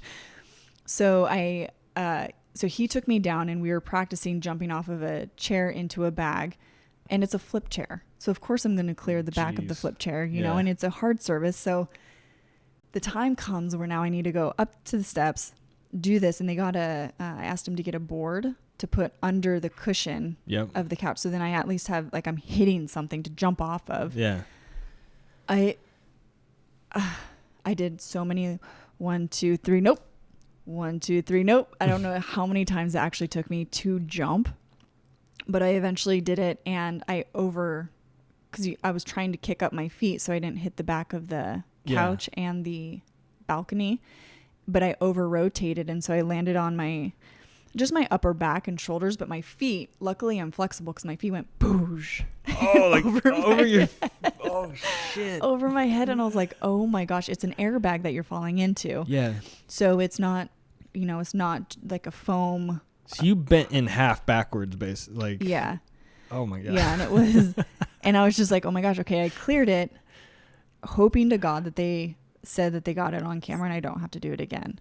And I think it was either I did it so great that we didn't have to do it again, or I took up so much time. Yeah. Like, we're not doing this again. Yeah. Anyway, they got what they needed on film. And the stunt coordinator came down. He's like, you did a great job. This kind of came out of left field for you. But good job. The rest of the day, I nailed everything. It was like, I felt so good driving away, and everybody's like, thank you, thank you, thank you. Stunt coordinator, good job, high five. Get home, and the next day the actual stunt coordinator calls me. He's like, so how did yesterday go? And I said, it went, I did it. It was scary. It wasn't what I was expecting, but I did it. And he's like, okay, so what you're going to need to do is, in this business, don't lie to people. Don't tell them that you can do something when you can't. And just immediately just ripped my happiness to shreds and my confidence in it. And just, I cried after that conversation, because it was just like, it broke my spirit so much because I was so proud of that I actually did it and then nailed. He didn't even talk about everything else. And, I mean, it wasn't a whole lot of stuff, but there was like a fall I had to do that I had to hit the ground really hard. And then there was like this other thing. And it was one of those where it's like, oh, ouch. What was his problem that you took a long time to do the jump? Is that? I think it was, I took a long time to do the jump, but then I also didn't land properly and I could have been really hurt. Yeah. And I think that was a big component of it too. So it was something where I always try to be as transparent as possible, even if it doesn't really paint me in perfect light. And having that previous conversation with him, letting him know I'm new to this. It's a back fall off of the opposite side of the balcony so I can see the target. Yeah. Getting there. And it happens to stunt people all the time. That's why stunt people need to be so on their game and they need to train and they need to also, if you say you can do something, you can do that. If you say that you can climb 200 feet up in the air, you better be able to climb to 210 feet up in the air or 250. Right. So it was just a very rude awakening that I don't think I was ready for. And my confidence wasn't ready for, and my mental capacity for what that lifestyle needed wasn't ready for that.